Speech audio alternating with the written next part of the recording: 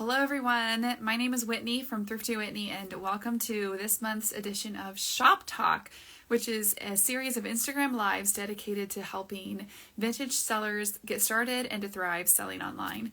So I will be joined here in just a minute with my co-host Nicole from Vintage Haven Shop, and today's episode is going to be all about shipping. I'm really excited.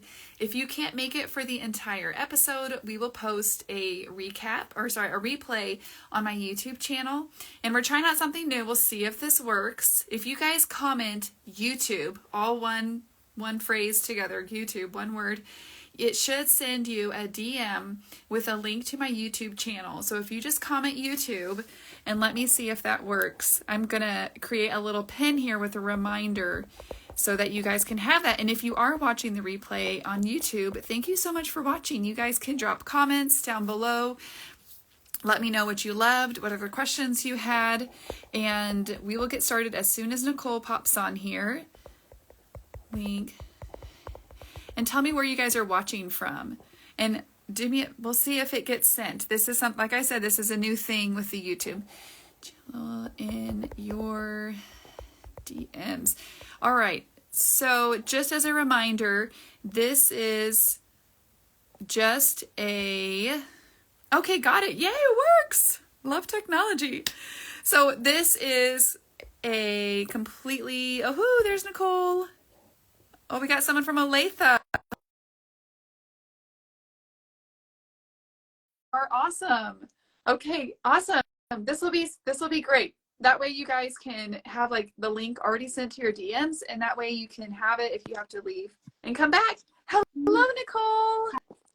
How are you? Good. You know, it's always just like a race to the finish to get everything set up. So I'm so excited to do today's episode with you though, because this has definitely been one of our most requested topics is shipping, and it's one that lends itself really well to video because we've talked through a lot of things, but now we actually get to, we're going to talk a bunch first, to be honest. But then we are actually going to get to show you guys a few things as well. So just quick orientation here. Make sure that you hop up here, and where there's that little inverted arrow thing right there, tap that and follow both of us. That way, if you guys send us questions or DM us anything, that we'll be able to see it more easily. You'll be able to see our messages more easily, and you'll also get to know when new shop talks are coming up and new sales and everything else. And where you can follow Nicole and I both. Now on the bottom of the screen down here, you're going to see a little like speech bubble with a question mark in it. This is a really great way for you to submit questions throughout the live. We both, if I'm talking, then Nicole is watching all of the comments that are coming through. But this is a really good way to make sure that if you do have a question that you would like us to answer, if you pop it in there, then we will check all of those at the end to kind of work through those and make sure that as much as we can that we're helping answer all of your questions. And just for a quick outline of where we're going, we're basically going to walk you through kind of start to finish from you've sold an item, and whether that's on Instagram live sale or an Etsy or whatnot, like how do you charge for shipping? What are the different ways you can charge for that? And then how you pack an order, and we're going to demo wrapping a few things up. We're going to show you the tools that we use. We're going to give you little tours of our shipping stations, which is fun. You can probably see that this is not my normal like setting, and Nicole's somewhere new too. So we'll show you guys how we have everything organized, and then what to do when things don't go quite right. If you do have damages that come through, etc. But the main goal is to prevent that from ever happening. Okay, and Nicole, do you want to introduce yourself real quick too, just in case this is someone's first time seeing us live? Hi everybody, I'm Nicole from Vintage Haven Shop. I've been doing this for about 3 years now, or over 3 years, and I am located in New Jersey. Awesome. Okay. And yeah, so we're just gonna jump right in, okay? The main thing that we wanted to communicate with you guys is sometimes with shipping. You can get all the information, but you just have to do it. I don't know what I had 700 orders last year in 2023, which equals probably well over 1,000 items. And not all of those were shipped, but most of them were. And sometimes you're only going to get good at doing something by doing it over and over and over again and making all the mistakes. But our goal is to help you avoid some of the more common mistakes that we see. All right. So first we're going to start off talking, how do you calculate and charge for shipping? And this is even just from the get-go, this is where it's fun because Nicole and I, our systems are very different and the way that we do things are different. And I think that's great because that gives you guys a way of seeing, like, there's more than one way to do it. And so you can try different ways out and then, see what works best for you. So basically when you are charging for shipping, you can either you can do two-part invoicing where you're charging for the item and then later you go back and charge for the shipping, or you can do it all at once. So Nicole, can you walk us through how you do the two-part shipping charges or two-part invoicing? Sure. So one of the main reasons why I do the two-part is because I allow for open boxes. Each policy could be different depending on what works for you, but for me, I had been doing the whole month. So for the calendar month, people could choose to keep their items here in an open box, which just means that I hold on to them and then I'll ship everything all at once at the end of the month or when the customer chooses to have me ship it. So I do two-part invoicing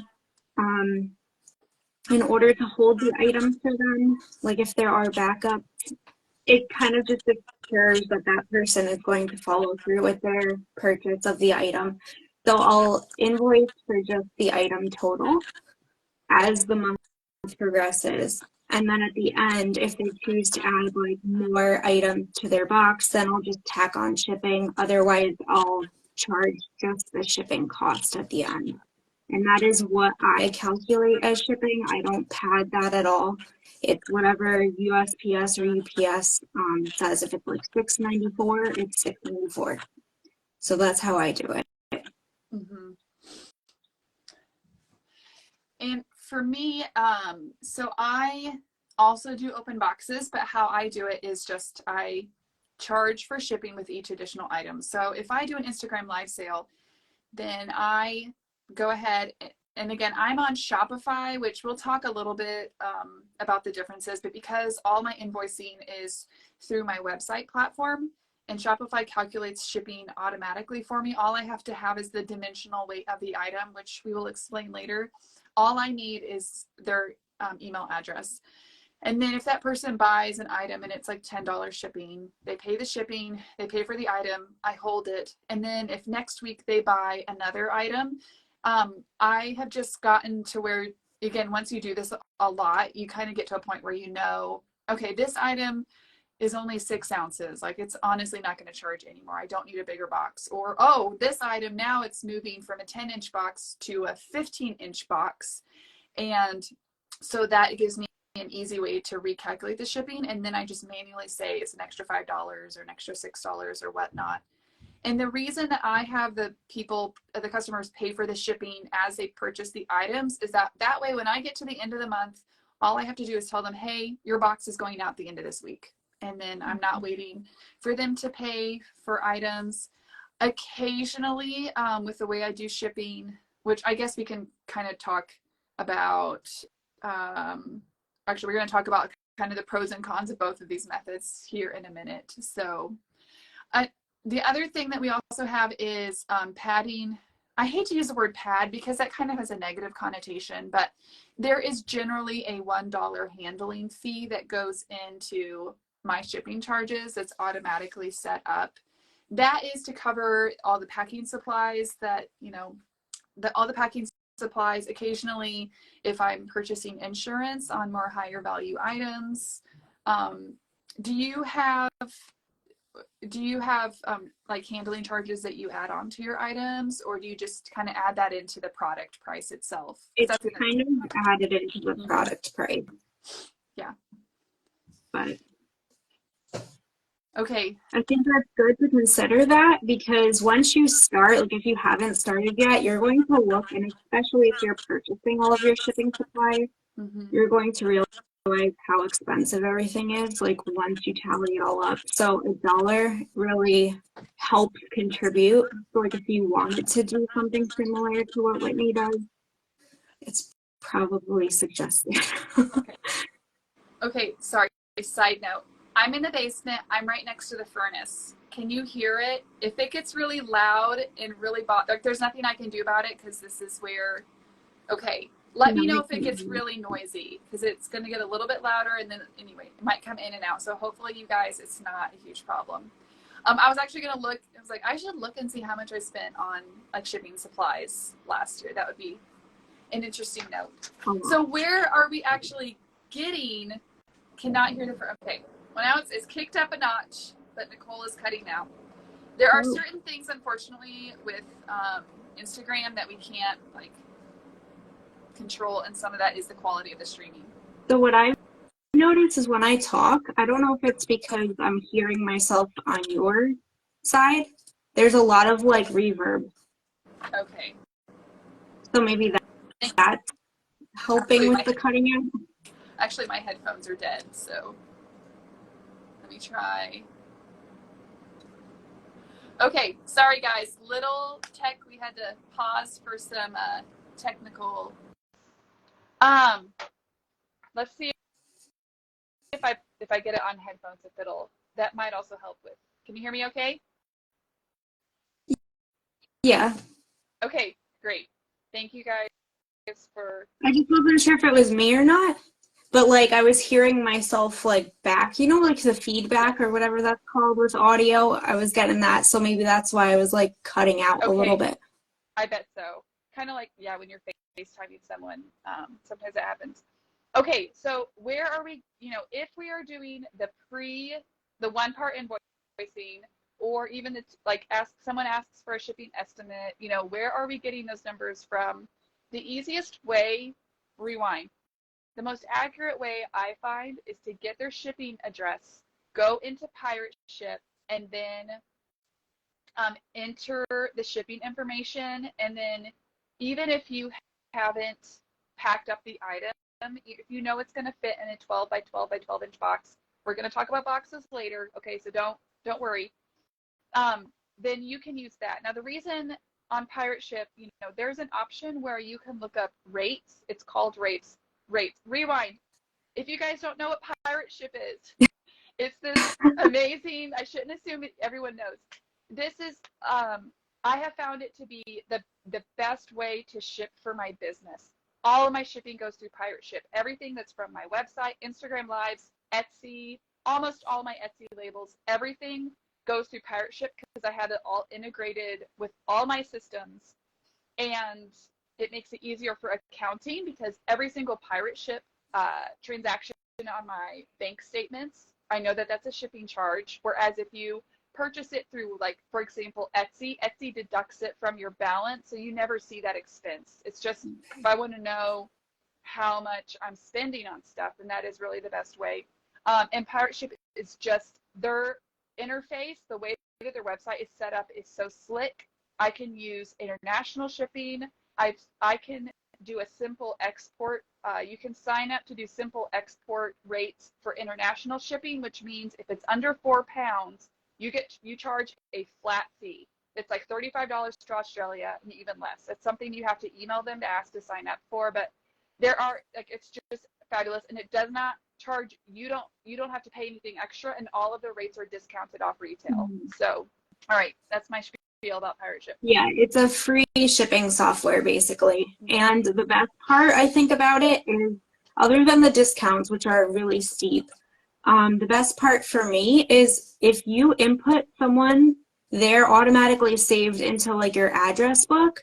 So if I'm sending something to, let's just say like Sally Johnson, I could just start typing Sally, and then it will drop down and her name will pop up, and then like her address, her email, all of Mm-hmm. that information is on there. It's perfect.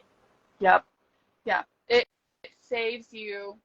What is the email? It's if you guys are sending a lot of packages overseas, that are under 4 pounds, you can email them. It's like help at whatever pirate ship, and you can get like a flat rate, basically flat rate fees for international boxes under 4 pounds. So just sort of like, you may not need that right now, but put it in your back pocket so that you know what to set up. But you're right. Having that, and the other thing too, connected with that profile that each customer gets set up once they're put into pirate ship. This is so good if you are only selling on Instagram. And I'm going to take this out because I feel like I'm yelling because I can't hear myself. So it will send them tracking automatically to their email address. So when you're getting, I don't care if you're invoicing via Venmo or Cash App or whatever, get their email address, and then it will automatically send the tracking information to their email. You don't even have to DM them. You don't have to send them pictures of the label. Don't copy. And that is one of my biggest, like, I will die on this hill, is in order to grow a business, you have to automate as many systems as possible. So yes, definitely get their email address in there. Okay, so we started talking about pirate ship because there is an option on there that says rates. So that is, if you enter someone's zip code, you can get a really quick shipping estimate. Now, my only problem with that is that it's usually $1, or for whatever reason, I find that it is $1 or $2 less than what it normally ends up costing. And if someone has a more rural, remote address, UPS often tacks on some extra fees to that. That's not going to show up if you just do a rate. Or let's say they have a PO box and they live in like Idaho. Well, it's going to cost twice as much to ship you via the postal system if it's a big box to Idaho, but if they have a PO box, that's the only option you have. So you may not know that if you're only getting their zip code. So just a couple things to think of when you are getting estimates for people. So okay, before packing, so the next thing is just to talk about how are we actually going to charge for shipping if we're charging before the item is actually packed. Do you do this? Do you kind of like estimate, or do you only if someone requests it? Like if someone says, hey, I'm interested in this, I say like, I'm interested in this picture, it's in your available section, can you give me an estimate on how much shipping would be? Then I'll do it that way. But if someone already purchased an item or is looking to buy something, I'll pack it up and then do the calculated shipping. I don't do rates for that. And how, again, because I am on Shopify, I don't have to have specific box, like the box size. If it's under a 12-inch square box, I really just need to know how much the weight is, because Shopify assumes it's in a 12-inch cubic box. Anyway, it's really complicated. If you guys have trouble with Shopify shipping, please DM me, because I was telling Nicole, it's not that hard, but the information is just not out there for vintage sellers, and the information that is out there is not geared towards vintage sellers, so it's very, very confusing. But I had some people help me, so just DM me if you're on Shopify. But so I honestly, like when I'm doing my Instagram lives, I go through, unless it's a really big, heavy object that I've never shipped before, I just weigh just the item, and then I usually add about half a pound or a pound, depending on what it is, for packing. And then that's what I base my shipping rate or my dimensional weight on. Shopify already has the box weight estimate in there. And if you use standard box sizes, like we talk about soon, it will be really, really easy. And then for my invoices, the customers, like I said, pay for everything at once. Now, the downside is that if the actual, like when I go to pack the item, if it costs more than what my estimate was, I just swallow that cost. And, I got scared a few months ago because I felt like on a couple of boxes, I was getting hit with, it was like, 10 to 15. There were a few boxes where it cost $10 to $15 more. That was than what the customer paid. And it was on really big, we're talking like $200 or $300 orders with multiple items. And I just underestimated the packaging. And I got a little nervous, and then I went and ran my numbers and was like, okay, this is how much customers have paid for shipping. This is how much I paid for shipping so far this year. And this is how much I've paid in shipping supplies. And so far I'm coming ahead. And so my system is working. And that's why sometimes you have to have your numbers and be able to look at your big picture to be like, okay, I don't need to freak out or change what I'm doing. It's working. It's all evening out. And then, yes, and then I think you mentioned this too.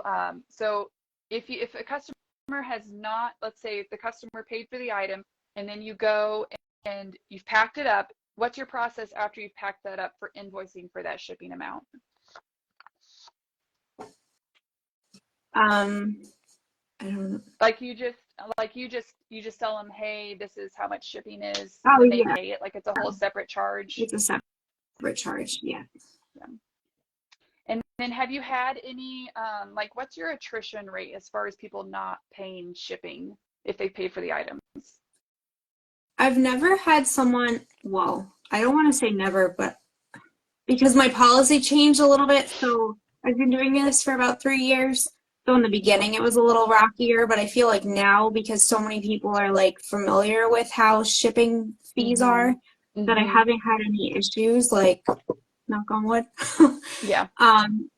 There was one person that backed out before I packed the item, so that was good rather than like waiting until it was packed, because then you have to think about, like, if you pack the item, you're spending time packing the box. You're sometimes manipulating the packing material, so now I might not be able to use it for something else. And then you're spending the time like unwrapping it, because now you have to try to sell it again. So it's just a little frustrating. Yeah. Or you know what's funny is I have an item that was on Etsy, and I shipped it to someone in California, and they were having major problems with their post office. It got sent back to me twice. And finally we just canceled the order, and I refunded her the cost of the item, but I just left it wrapped up because it's on my inventory shelf. So that, I mean, if you have a shop where you're already taking pictures, if it's not an Instagram live sale, you know, then I was just like, well, I'm just gonna, like, I know what it is, so just leave it there. Okay, now we did have a couple questions on flat rate shipping, because we do not do flat rate shipping. I also feel like the thinking behind flat rate shipping and free shipping is the same.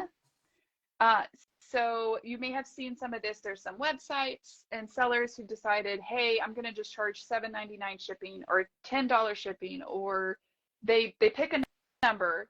I've also seen some really complicated, I don't see this quite so much, but I've seen, like, if you live west of the Mississippi, it's $10. If you live east, it's $15. If you're in these states, it's an extra $4. Do I live west of the Mississippi? I actually don't even, like, I don't even know. Yeah. Yes, you do. I'm on the other side. Okay, I thought so. Guys, geography. So everyone has changed the same rate, or they're not charged separately. And the problem with this is that, first off, you have to, like, the customers are still paying part of the shipping cost. It's just added into the product. And the pros is that some customers, they like knowing up front what it's going to cost, and you don't have to calculate shipping.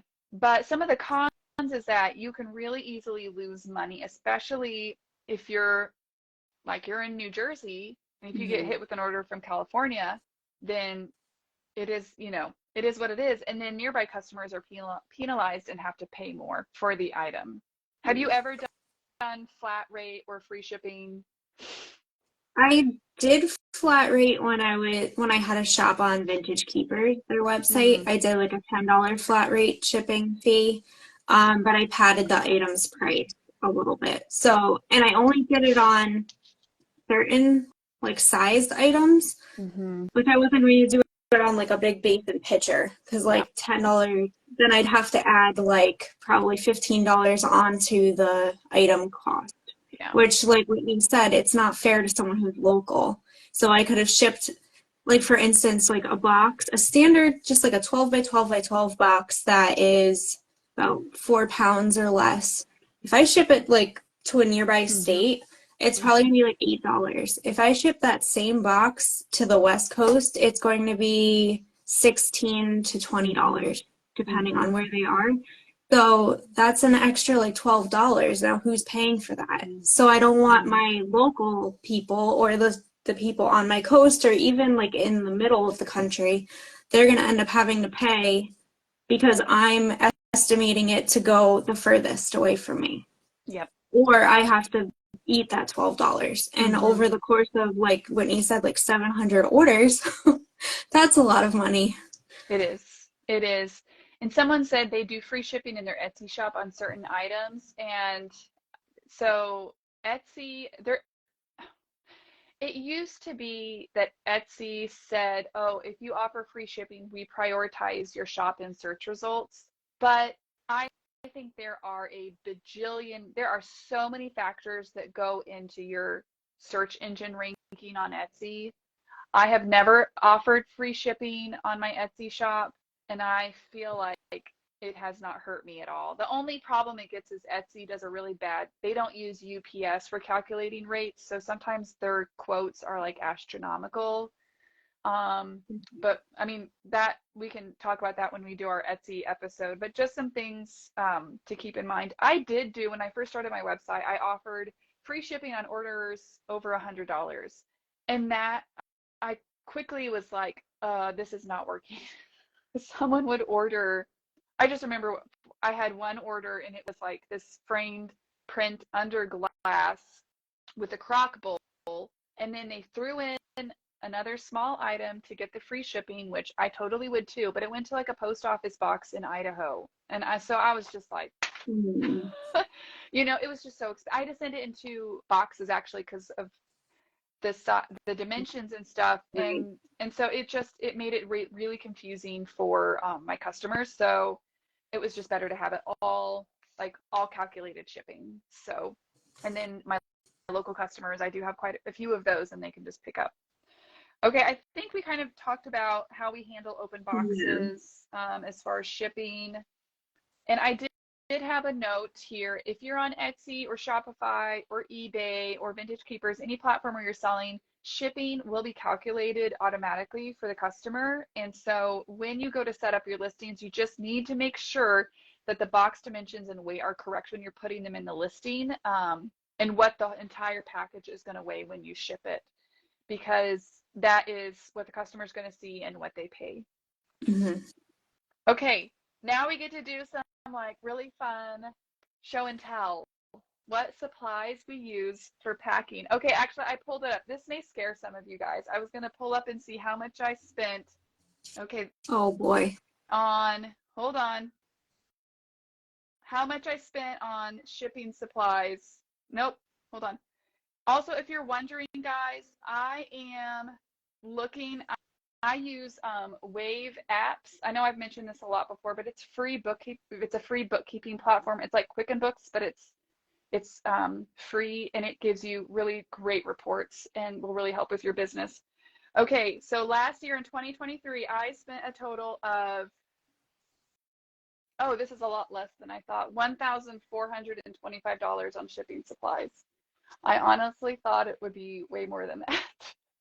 I think mine is probably more than that, but I don't track just the ship. Like, so all my expenses go in one. I'd have to like sit there and figure it all out. How much I paid in shipping charges. Like, now this is what the customers have paid to me. Wave, like an ocean wave apps, waveapps.com, APP, waveapps.com. It's awesome. I can't type it, or anyway, I spent $7,914 on shipping labels in 2023. So when we talk about like our processes and trying to make things cost efficient and time efficient and all of this, it's because as your business grows, you're talking about like, this is a huge business expense for us. So it's so important to get it right and not pay any more than you have to. Right. Yeah. So one of my tips that kind of comes from my nursing background of working in healthcare business, basically, is I try to keep what I call par levels, P-A-R. I don't know where that word came from. So I basically know I want 5 each of all these different sizes of, like a minimum of 5 in stock of these boxes. I want to have at least 1 full roll of lemons. Oh my gosh, sorry, Lemons Blue, 11,900 for shipping charges. Yeah, that's amazing. That's when I see that number That's a though, lot of orders. I'm like, that's Congratulations. a huge amount of orders. I'm like, go girl. Yeah. Anyway, so par levels. So basically this means, okay, I know that I want to have at least 5 of all my boxes size minimum in stock. And if it falls below that level, it triggers I'm going to write it on my ordering sticky note and put it up there. But I am really trying not to order supplies more than once a month. So it's like you get yourself ahead enough that you know, like, okay, I'm going to reorder at the beginning of the month. Like I ordered a whole bunch on December 31st to just kind of have my shipping, because the worst feeling is if you get to a bunch of orders that come in and you run out of shipping supplies. I can't do that. Mm-mm. Growing up in an Italian household, we're used to hoarding stuff, so it's like, oh, we only have like 10 cans of tomato sauce left. We gotta get more. So, oh my yeah, gosh, yes. my par levels are higher. I think I'm at like probably 10. Yes. If I have like, yeah, but like the full roll of bubble wrap, like the full pack of packing paper, the full roll of like ribbon or whatever you use, I need to have like at least 1 brand new item. We're gonna talk about where to buy supplies. We're just kind of like prefacing.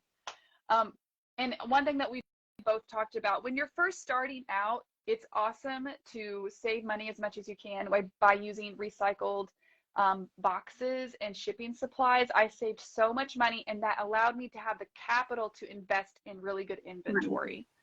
So think about it that way. But as your business grows, like 700 orders, that's more than 1 order a day. I don't have time to drive around and pick up free boxes from people that come in all kinds of sizes. And then when I go to calculate my shipping, it's like, well, what box is it going to be in? I don't know. Like, depends on what box I have. And you're spending a lot of time finding like the right size box. Yeah. Rather than like, okay, this item, okay, I could put this in a 9x9x9 when it's packed. Like nice and easy, it's right there. I know where it is. And I think even if you are a new seller, it would like okay, for the free boxes, buy nothing Facebook group, BUY. This will be in show notes. If you guys go, they're hyper local Facebook groups that it's a community of like free stuff. So people just give stuff away all the time. And so I get a ton of packing supplies free from there. And that's where I got a lot of my boxes. So definitely go and get as much free stuff as you can. But then as your volume increases, you might notice like, well, I'm shipping a lot of quilts and I know that they all fit in this box. So let me buy that box size and start stocking that. And then, okay, this is another item I'm selling a lot of. Let's stock that box size. So don't feel like you have to go out and buy like 10 different box sizes. The only reason we have that much is that we have built up to that and we know exactly what they're for. And what you sell may be a lot different. Okay, where to buy supplies? Amazon. What do you buy off of Amazon? I buy my packing tape, my fragile stickers. We'll talk about it later, but they don't really help. It's more like peace of mind, I think, for the customer to see that I like put the fragile stickers on there. But unless you have to purchase stickers from the post office for them to actually handle your items as though they were fragile. I didn't know that. I don't do that. It's like really expensive. But what else do I order on Amazon? I'm just going to read this comment because the comments don't show up in the replay. Someone says they get boxes from a local pet clinic and they get weekly deliveries on food, so their boxes are super sturdy. Yes. Oh, that's I love that out of the box thinking. Sorry, go ahead. I just wanted to make sure that was on the replay. Another place to go, if you have like a Dollar Tree close by, they find out when their schedule is, because their boxes are nice and thick too. Like especially because they have glassware they sell, and they sell like candles in bulk. So I've picked up a few really nice size boxes from my Dollar Tree. But you can even go to like your local grocery store. I'm sure like any store really, if they're working on restocking, they're more than likely going to be just tossing the boxes. So it doesn't hurt to ask. Except Barnes and Noble. I got really sad because I was at my Barnes and Noble and they have all of these great boxes and they're like, no, we're not allowed to give those out because they don't want people shipping in their branded boxes pretending to be from Barnes and Noble, which I get it, but also I was like, oh, those book boxes are the best. I get them for my kids' school because the curriculum comes in amazing boxes too. Okay. Oh, that's good. So I have a label printer that I got on Amazon, and I order like my labels for the printer on there. And it's great because Amazon, like if you could set up the what's it called? Ship and save or something like that. So that like you could do recurring items. So like my tape, it comes every 6 weeks. I get a new pack of 6. And those labels every, I think it's 6 months, I get a new item. And then you save more if you do the subscription, or subscribe and save, I think that's what it's called. Most of the stuff, like Amazon, I just bought a lot of like my startup items, but most of my packing supplies I buy elsewhere, either in store or from another website. So, and both of us have Amazon storefronts that we're going to link after this, so that you could see the items that we're talking about. Okay, I'm just going to say this because it was a comment that someone mentioned they picked up liquor boxes from a liquor store. Liquor boxes, they're awesome for storage, but it's illegal to ship in liquor boxes, and like your package will get rejected. They won't even pick it up. And you just have to flip it inside out or cover it up. It's probably not worth messing with, but they're great for storage. We'll say that. Oh, that's good to know. Yeah, Amazon, I get, and we're going to kind of pull out some of these supplies too, but I also get my shrink wrap, which I use this to secure my bubble wrap instead of tape, just because you said you use masking tape, which I think is a great idea also, because this is kind of pricey, but I use this because then the bubble wrap can be reused. If you put packing tape on that, I mean, it just rips up the bubbles and you just have to throw it away. Someone asked, do you get your thank you postcards from Canva? Yes, I do. I love them. Yep. So it's a postcard size, and I just really love the quality. They're a little bit more expensive than if you were to buy them off of like Staples or Vistaprint, but the fact that I do all of my graphics on Canva, it's just like it was so easy just to print from them. And I like that their color quality is a lot crisper. So they do like the CMYK, I think it is, color versus the RGB, which just means that there's more, I think it's like magenta, cyan, and yellow. Yeah. I don't know. But there's more color variety. I just think it looks richer. My photo on there, and I was really happy with. So I ordered my business cards and my thank you cards from Canva. And it's really easy. And they run sales every once in a while. But what do you need? I just like having it all in one spot. Jim, I'm busy. We can't be down here. So other places, like Whitney said, I use masking tape with my bubble wrap, and I touched upon this yesterday in the reel that I posted, but it's secure. I mean, it's better, I think, than like just the Scotch tape. It keeps the bubble in place. It holds the item wrap together.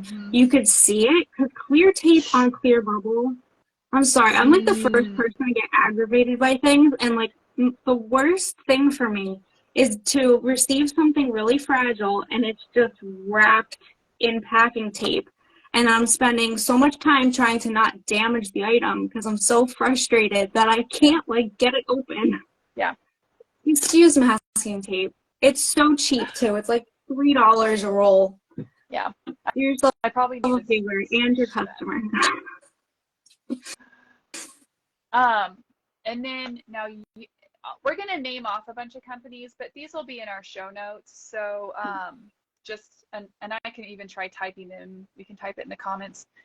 Uline, and just the letter U line, is one of the most well-known manufacturing, shipping. Mm-hmm. They're a huge business, and they sell everything that we're talking about: boxes, packing peanuts, and everything. The issue with them that you have to watch out for is that they charge the shipping charges for the items that you have to buy from them are it's very expensive. I'm going to give you guys my favorite. Oh, it's not on here. That's so weird that I didn't. Oh, local manufacturing. Oh, you did. I did. It's just, you actually might look for local industrial manufacturing supply companies. The one that I use is called Granger, and I can even type it in, and they have over 200 locations throughout the US, and there's one 10 minutes from my house. I get my packing peanuts and I get all my boxes from there, and it is by far cheaper than any other place that I found online. And what's great is that because it's just down the road, I can pick up something the next day or within a day or two if I have to reorder from them, or like if they have to ship it in. You can get, which I'll show you in a minute, my packing paper. You can kind of see it here. It comes on a roll, and I get that. And from there, so if you think of something, the bigger and bulkier it is, the more expensive it's going to be to ship to you. So try to find a local source that you can go and pick that stuff up from. Mm-hmm. So, and you get your boxes from Staples, and you have found them to be really, oh, sorry. Someone says, yes. There, if you guys, just a quick note, someone asked about the replay. I have a comment pinned. If you comment YouTube, the replay will be posted to my YouTube channel, and so just comment YouTube and it will automatically send a link to my YouTube channel to your DN inbox, so you can kind of have that saved for later. So tell me about the Staples boxes that you get. Okay, so I have them behind me. I did look at the pricing compared to Granger, and even like I order my boxes through Uline. Well, actually Candace does, and we split the cost. Because her address is much closer to the warehouse than mine, so shipping isn't as bad. But Granger has been the cheapest so far. I have not ordered from them yet. But Staples boxes, the good thing about Staples is, for me, it's nice and local. It's right by my grocery store. So if I'm running to go get groceries, I can just run into Staples really quick. And if you buy 5 or more boxes, the price gets cut in half. So the sizes that I use are, they run from small to large. And I have them behind me. So the smallest one, and all of these are great because they're able to be cut down. So you can see this line. Mm-hmm. That just means that the box can get cut in half. So if I only need it to be this tall, it's much easier. You just cut the flaps down, and I'll show you later. But they have the 8x6x6, the 12x6x6, which is nice and long. So these are good for like mashers, or like bottles. And they have a 12x9x9, which is my favorite box like ever. 12x9. Yeah. It's a rectangle, right? It's 12 inches long, 9 inch, and I probably need to order that box size. Well, this is a good one. And so the line is a little bit higher on this one, which is great. I think it goes to 6 inches maybe. But I think it's a really good like standard size for things. Yeah, it's just over 6 inches if you cut it down. Then they have like the cube ones, the 12x12x12, and then the biggest one I use is the 16x12x10. And so price-wise, if you buy 5 or more, it's cut in half. And the 16x12x10 comes out to be $1.25. So it is a little expensive, but it's nice and convenient for me. And the fact that I could easily make the box smaller if I need to, that is worth every penny, because I don't like doing it myself. Yes. And we'll show you how to cut down a box here later. Yes. and they are heavier. So you can see like they're corrugated, so they're nice and thick. They don't my budge Granger too much box. either, like if you go to push on them. Like I'll show you Walmart. Oh, the Walmarts The are, Walmart ones are very, very thin, but I like the 6x6x6 ones. I just pad them really well. yeah. But like you see how thin that is? It's only like, they're very flimsy. They're like the Amazon boxes. They're a And if you little have like a small flimsy. brass item or something like that, that'll work great for it. And it's just Walmart's. It's easier if you do try to get, most of your packing supplies from as few places as possible, because again, you're cutting down on time, and yeah. This is the Granger, and I'll show you, I don't know if you guys can see, this is Granger.com, but they come out. Now, one thing, okay, this is a secret no one tells you, and you guys tell me if you've ever experienced this, but this is 8 by 8 by 8. That is the inside dimension of the box. That is not the outside dimension. The outside dimension of this box is actually 9 by 8 by 8. It's like 8.1 by 8.25 by 8.5. Okay, stick with me for a minute. When it's a box that's smaller than 12 inches, this doesn't matter as much. But when you get into larger boxes that are more than 12 inches, the price is going to go up every few inches, right? It gets more expensive no matter what it weighs, what the dimension is. So I have boxes that are 15 by 15 by 15 inches. That's what's printed on here. They're 15-inch cube. But when I measure them, because when you're measuring boxes, you have to, if it's 0.5 or more, you have to round up. They're really 16 by 15 by 15 inches. So every time I was sending that box, UPS, I was actually getting charged an extra fee via pirate ship saying you didn't measure your box right. It really measures this much and you messed up. Now you can contest that. You can say, no, I measured it right, and they refund your money. I don't have time for that though.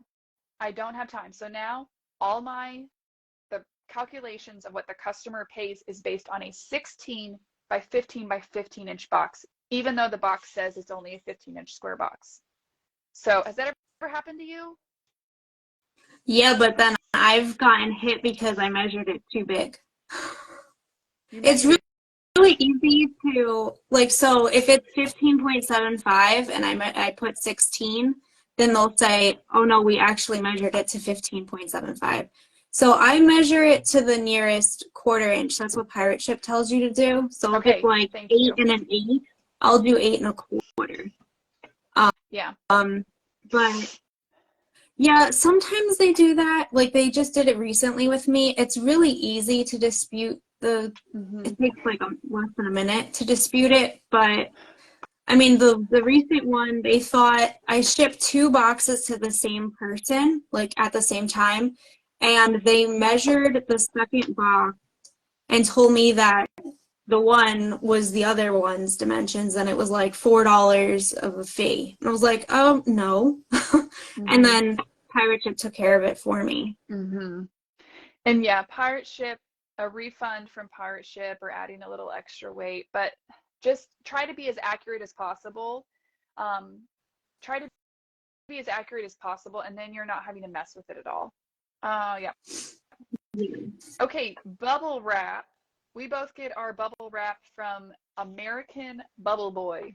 Just remember Bubble Boy. It's been 3 years and I have not been disappointed once. So They're so they fast. have recycled bubble, and then they have regular bubble, different size bubbles. So the small ones I think are, Yep. I don't remember what the measurements are, but they have the small ones, the medium ones, and the large ones. They come in 12-inch rolls or 24-inch rolls. They're 12-inch. And they're 2 days shipping for me. And the shipping is included in the price. And the price is cheaper than any other one I've found anywhere. And my mom watches a lot of like YouTube eBay sellers, and someone bought bubble wrap from Uline, from I don't know, a whole bunch of different companies, and they literally unrolled the entire roll of bubble wrap to measure to see if you get as much bubble wrap as you paid for. And there were a whole bunch of companies that shorted people. but American Bubble Oh, Boy was not one of them. Mom said that Bubble Boy came out on top. Like they came in, the bubbles, you know, there wasn't a lot of popped bubbles, and it was all good. So I mean, stuff for if you're ordering bubble wrap, where did I order before? Maybe Amazon, and it was just like really iffy. So we've just again, you find something good, and it has to be a very compelling reason for me to switch to another supplier. And that, and you can do subscriptions. So I get the 24-inch roll. yes, I don't have very much left right now, but I have a whole other one upstairs in the attic.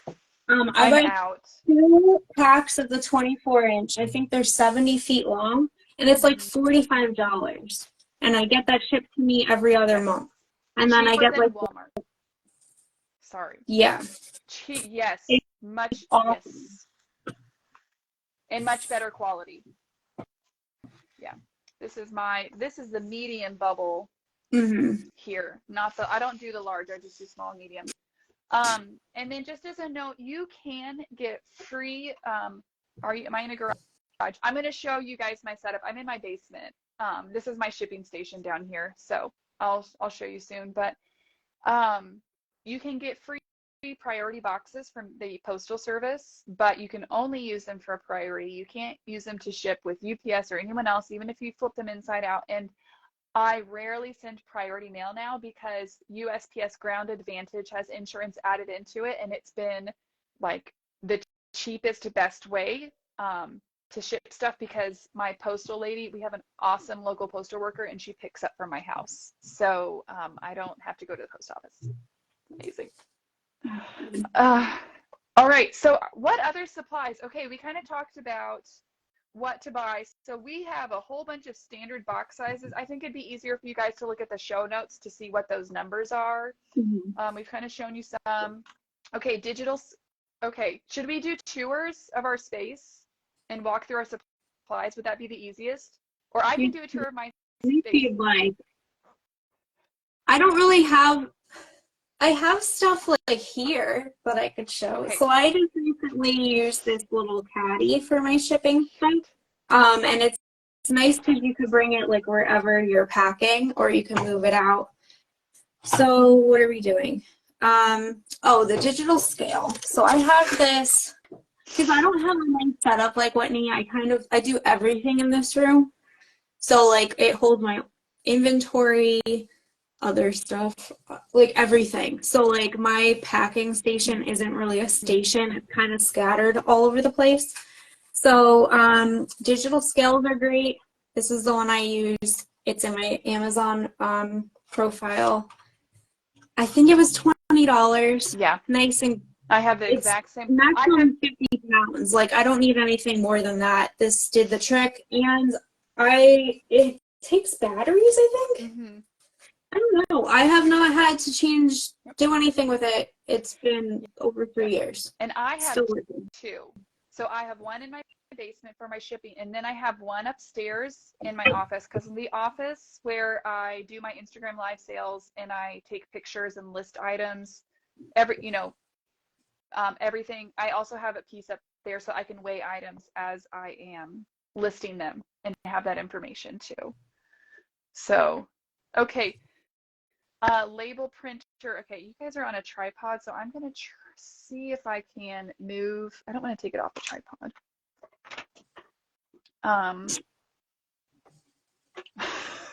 This will be fun. Okay, you know what? No, I'm gonna take it off. Hold the weight. Yes, there's a hold function too. Okay, guys, okay. So this is going to be a little scary because I didn't clean up for you guys, but just so you can see how messy this is. So this here is where I hold inventory that needs shipped. So these wire racks I got off of Amazon. You can order them. I'm going to actually flip around too and show you guys. This is all inventory that's on my website here, so that when something gets purchased, I just pull it over to the other shelf, or I just pull it from here and start packing.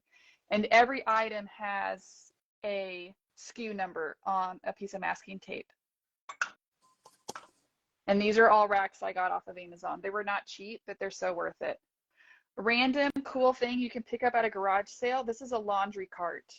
So all my donated packing supplies get sorted into here. Paper, and if I get bubble wrap, I'll put it in here, and then my air packs. I don't pay for any of this. It's given to me for free. This was $5 at a garage sale, and it's on wheels. I can move it around. It's like so useful. And then now what do you have a label printer? Yes. Okay. What brand do you have? It's one of the cheapy ones from Amazon. This one I think was cheaper, and then it got expensive, but I can unplug it. Yeah, no, you're fine. So I mean, this is one of the thermal printers, guys. I can't unplug it. Even if you're new, take capital, sell a few things on Instagram, and buy yourself a label printer. It is worth it. It is worth it. I just got on to one of my friends she just told me she's been selling for a few years, and she just told me that she doesn't have a label printer, and I got on her, and she's like, that's why I didn't tell you, because I knew you'd get on me for not having a label printer. It's so much easier. So like if you have an inkjet printer, you know how annoying it is to have to change your ink every 5 seconds, it feels like, right? Then you have to buy the labels that have to go into, unless you just print on paper, but you could buy like the labels from like Avery or whatever to print on them. So like if you're only printing from your printer and you're using packing tape to adhere the label, like you're spending more money, I feel like, and it's more effort than to just push print and things spews out every single label you need, and all you have to do is peel it off the backing. Yep. That's a great point. Our label printer is good if wet. I have had one person say that they got their package and the label was soaking wet and it like disappeared the ink. That is why you always include a packing slip with the recipient's, the shipping address inside the package. And that's also why UPS and stuff also put those extra stickers on the side with the address. So mine, I have this roller thing and it just feeds really nicely. Mine is not wireless, and I just have an adapter to hook it up to my laptop. I don't feel like, oh, guys, if you're commenting YouTube, make sure you comment the exact way that I have it typed out, just so you know. Otherwise, it won't trigger the DM for you. I don't print labels off my cell phone. I have to do it on my laptop. Me too. Let me see if I can scoot back. Okay. Yeah, you don't buy your bubble wrap at U-Haul. That's 100 feet. Okay, so this is a workbench I got off of Facebook Marketplace. So it has like here, an extra shelf. So this is one thing I didn't show you guys. This is really long shrink wrap. I love this for wrapping artwork or larger pieces in. I just got it at an estate sale. Artist estate sales are actually great for like buying stuff like this, because they have to package up their artwork, so you can get stuff from there for pretty cheap. And then my husband built this for me. It's this is my packing paper, so I can just pull it down to pack stuff. And then this is like a curtain rod. I actually don't recommend this because it doesn't come out far enough. Or this is like a pot rack, but this way I have everything on the wall and I can just grab it. And then Scotch tape, just for extra stuff. This is, okay, get yourself a big chunky king size Sharpie marker to mark out stuff on boxes. And then your packing tape, getting one of these like holsters with the padded, like makes it so much easier. Just kind of random, obviously, measuring tape, box cutters galore, rubber bands, ribbons for making stuff pretty. Down here also, I have, these are 17 by 14 inch poly nailers. No, fragile stickers don't work. I think I got all my packing tape off of eBay. So you can see I got like a box of 40. And then these, every time I ship a quilt, I put it in a poly bag if it goes in a box. I don't think they do not deliberately mess with that. I mean, they don't, but it's machines. These are, which I'll show you shortly. These are, I don't use these as much as I should because I get so tired, but I had this made up from Etsy. to put on boxes. And then this says, don't judge a box by a cover, we reuse and recycle. And then yeah, it is cute. Yeah. Oh, and then I didn't show you guys, these are all my boxes. So these are my Granger boxes. I have my kids stamp them for me when I get them in, and then I just have them organized by size. And then I just flat pack everything and put it here. Some of them I do leave open, the bigger ones, just to make it easier to get into them. So, and then extra styrofoam sheets or whatever, I might have stuff shoved anywhere. So that is basically what I've created to just make a really good flow of for shipping, so that I can come down here and someone ordered a quilt like a few days before Christmas and they wanted it overnighted, and I was able to come down. And because when you have, and I know this isn't possible for everyone if you don't have a shipping space, like I totally get that. I'm very lucky that we have this space that I demanded from my family. But if you can make it, the faster you can make it to ship, I was able to get that out into the post office in less than an hour and get it to them. So dumpster, my hubby. So, okay, this is exactly, someone said my hubby's a former postal worker. At the distribution center, they would take a forklift and pick up a dumpster full of packages, lift it in the air, and dump it out on the conveyor below. This is what I wanted to say. It has nothing to do with the individual human beings. The system itself, in the sorting facilities, those boxes are being sorted by machines, not people. You can pack it and then have a giant box come down and just smash it on the conveyor belt. It's not the postal worker. Okay. All right. What do you have to show us of your space? You want to see it? Yeah. I could take. Yeah, of course we do, right, guys? Do we want to see it? All right. Well, let me flip you around. So, well, you usually see this side. Sorry, there's a lamp over there because my lighting in this room is horrible. I'm in a spare bedroom. We don't have any kids, so for now this is the shop room. Hopefully not for too much longer, but we'll see. Okay, so I have, and listen, it's like full transparency, right? So I have big pieces of cardboard that I store over there. That's my little recycling. It's one of those like cheapy garbage cans. This guy I refinished. I got this from an estate sale for like $3, I think. I have all of like my reusable like packing supplies in here. If I have like little scraps of things, I keep it in this drawer.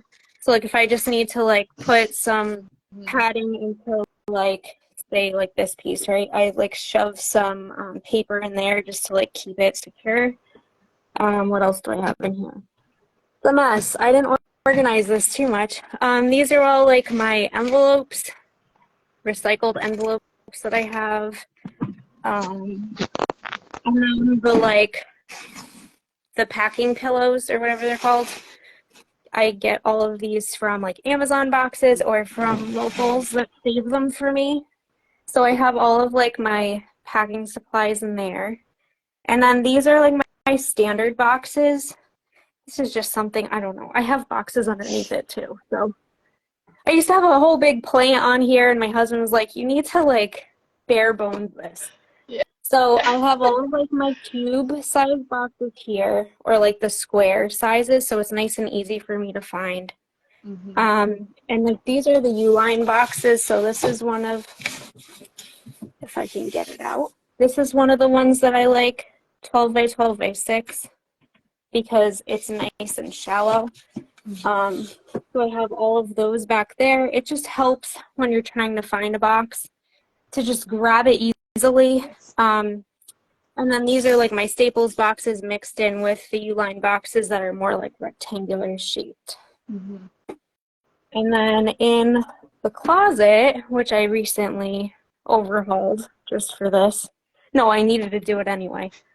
I have, so these are some of the boxes that I purchased. The post office, like we said before, gives you free boxes as long as you use them for priority mail only. So this is a really great size. It's their 7x7x6. I don't really use priority mail as much anymore, but when I And you did, they were have great. to make sure it says mailing box and not like the regional rate Right. A or the medium flat rate A. Like make sure it just says mailing box on it. Otherwise, it's like $15 for this really small box because it's a That's flat true. rate. And then these are my reusable boxes that I like salvaged. Reusable. Like boxes I've received that I'm going to reuse. Alexis at the Little House Bench just recently shared a reel on how she does her own coding system. So I started doing that, and I also use like the Amazon number. So like I wrote down Amazon 10 is XYZ dimension just so that I Really? know. And yeah, so it's Oh, much easier if I'm looking at my list of wow. boxes and I'm like, okay, I need a 12 by 10x6 or something like that. Like it's a weird size. I can go and I'll find it. Like 18. This is just what I think this is a Macy's box. So I have all of those in here, so it's nice and easy to find. And then I have like the tall boxes. So like if they're taller than a normal one, I have those Yeah. over here. Okay. And then like the paper that I use to kind of like pad boxes are in here. Mhm. And then I have like little boxes and things like that. Like this is recycled. The larger bubble on a roll over there. Then I cut down cardboard pieces, so like flaps of boxes and things like that if you want to wrap items in them.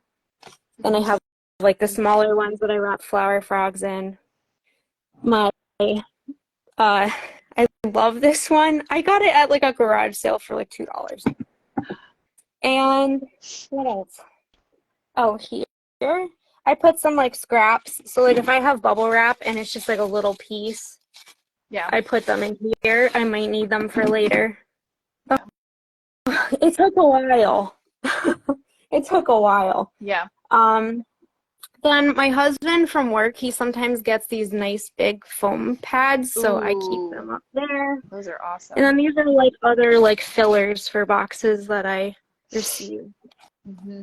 Just as like a way to store the items that you don't like purchase, Yeah. I guess, to make it easier for me.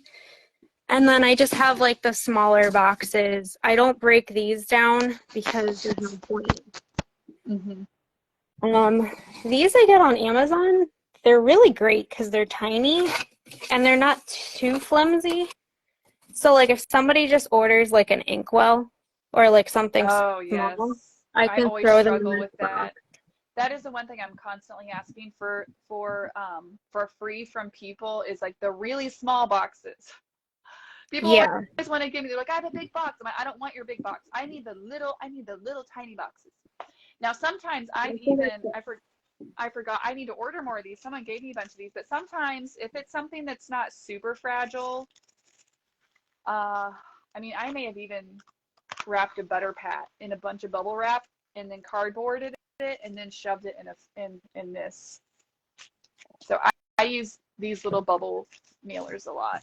So And then, so I just have this over here, my label printer, and mm-hmm. I just like leave it in the box that the labels come in, and then they feed. I That cut I kind of wish I the had. flaps off because you don't need anything crazy. I kind of wish that I hadn't bought the rotating thing because it kind of was annoying to set up and yeah, that works really well. Sorry. Stand. Okay. Yeah. All right. So, all right, now we're going to actually show you guys a bit of one side of the box needs to be at least 6 inches to use pirate ship, but you can also do flat. You can do that. That's only if you're selecting box. If you're looking at pirate ship, you'll see where it says box. If you tap that, then it gives you other options like flat envelopes or bubble Mhm. mailers. So you can use tubes, you can use all kinds of weird things to ship. You just might need to click around and explore a bit in the pirate ship Yeah. thing. But I So think that's a good point. Like, so if you have a box that you're looking to reuse and it's like 5 by 3 by 2, Pirate Ship won't let you use it because it's smaller than their like requirements. And honestly, something that small, like I'd be nervous that it would get lost. So I feel like 6 inches by I think it's like 3.5 by yeah, 6 or something like that is their minimum. I wouldn't really go too small. Like those boxes that I just showed you, I can measure them again, but I think it's like 6 by 4 by 4 or something yeah, like that. yeah. And I have them linked in my Amazon storefront under shipping.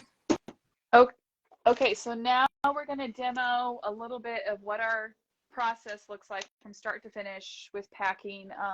The biggest thing I would encourage for you guys, if you have a whole bunch of um, orders to pack, then try to batch work it as much as possible. So when I go in to ship, like I said, because I use Shopify, everything, whether it's Etsy, Instagram, I have it set up so everything goes to Shopify. I'm going to print off all my packing slips. And my packing slips gives me what the person ordered and their name and their shipping address, etc. I can even put notes on there, like requested signature confirmation or needs insurance or ship after Christmas, or even what I really like is I can put December open box into the December open box on as a note on the packing slip, and then I can know like, oh, I don't have to ship that yet. I can just set that aside. So let's pretend this is and Nicole, hopefully you're watching. I know there's some questions coming in, so Yeah, I'm looking. just interrupt me if so. Let's pretend this is my invoice. So I fold that in half, and then I have this. Like we mentioned, this is my postcard, and this might be a little, like maybe it costs me about $0.25 each, but I put this in all of my Etsy. Actually, I think it's 20 cents a piece. I put this in all of my Etsy and eBay orders, as well as my Instagram, the first time someone orders from me, because it has my website, my Instagram, and everything. Because if someone is found me on my Etsy shop, I want them to come over to my website, and I want them to come to my Instagram. So I put this in here and I tell them, hey, come find me online. I also, my signature move, I guess, for packing is that I write my thank you notes on a vintage postcard, and I just bought I got a box of hundreds for like 20 bucks, and I pick through them. Some of them are very inappropriate, and I only send them to my special friends. But I try to go through. And, this is actually from my friend Sarah, who has Caravan Quilts. She sells antique quilts and has amazing photography. So I'll write a little thank you note on those, and then I stack them up and I bring them down. And you can see here that I have like this little old school plastic organizer there. And I just stack them on there. I try to go from like oldest to newest. And then I start pulling stuff over to my shelf to pack. And then I start packing. And I know you're kind of changing your process up a little bit so that you can have the invoices to print out, right? I changed my policies, so haven't had a sale yet, but we'll see how it goes. I'm just nervous about like the Venmo users and like switching over to PayPal, but I think it will be much easier, and I like the idea of including like a packing slip in the box so that the people like, remember what they spent on the item, or just so that they have like a physical receipt versus just like a DM. Hey, you Yes. bought XYZ. Yeah. And if I have an open box where there's like 5 or 6 different items, I need a list to go through and check off to make sure I am getting everything in there. I Right. don't have an invoice to show you guys right now, but all right.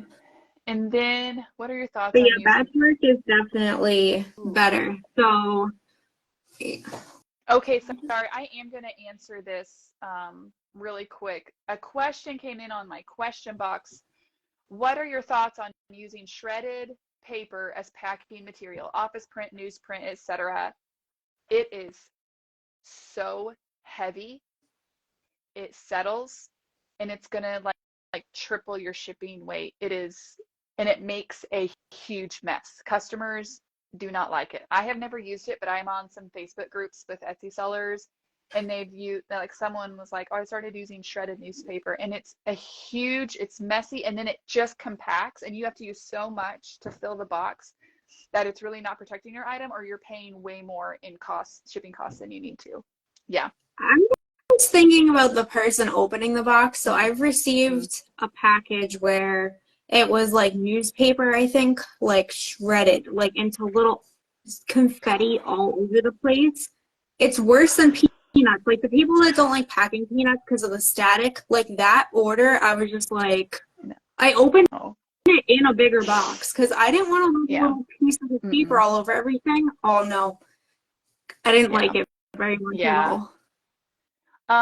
Okay, and we're going to talk about like worst case scenarios later. Yeah, we'll talk about damages and things like that later. Oh, I like that. Someone said, Border Gal Treasure said, when shipping glass, which I don't do, by the way, everyone that was like, show me how you ship a close, 8 stemware glasses. I'm like, you cancel the order.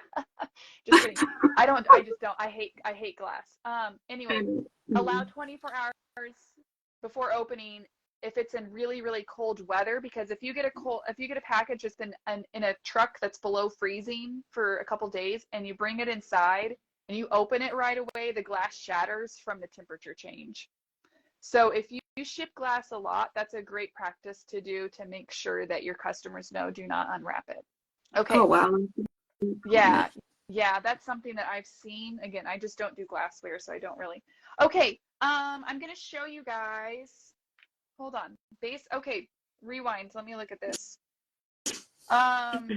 Just a note too, if you guys are what Nicole was saying about invoicing and stuff. So this is a conversation we had last week. If you are a seller who was on Instagram and you primarily invoice via PayPal, friends and family, or Venmo, the issue is that you have to manually track all of your orders and what people have paid for, because Venmo and PayPal, friends and family are meant for friends and family. They are not meant for businesses with invoicing and everything. And I totally get that people are trying to cut down on expenses, like increase your profit margin. I get all of that. But the problem is that then you have to go in and manually either write all that down, you have to record that on a spreadsheet. Every time that you manually do something, it increases the risk for error. This is a lesson from healthcare. This is why in healthcare we went to like having barcodes for medication administration and orders and everything. Like, no, let's rely on artificial intelligence for some things, because human error, that is where errors happen. That is where you are going to mess up on a shipping address. You are going to forget an item. You are going to ship something to the wrong person. Like, you are just increasing the chance of an error happening. It is 110% worth the extra dollar maybe per order that you're going to pay to go through a service like PayPal Business Invoicing, actual invoicing, where you create a document that says, this is what you bought, this is how much it costs, this is how much shipping is, and you send it to them, they pay it. That automatically creates an invoice and a packing slip that you can print off, you can stack up, check your orders. They are the ones that put in their shipping address. I don't collect shipping addresses on my customers. I make them put everything in themselves, because then the burden of error is on them, not me. And then once they're into my system, they're in there, and I can edit it very easily if they need to change something. It's not a big deal, but trying to automate things as much as possible to reduce error is really, really important. So, okay, soapbox over. I have strong feelings about that, obviously.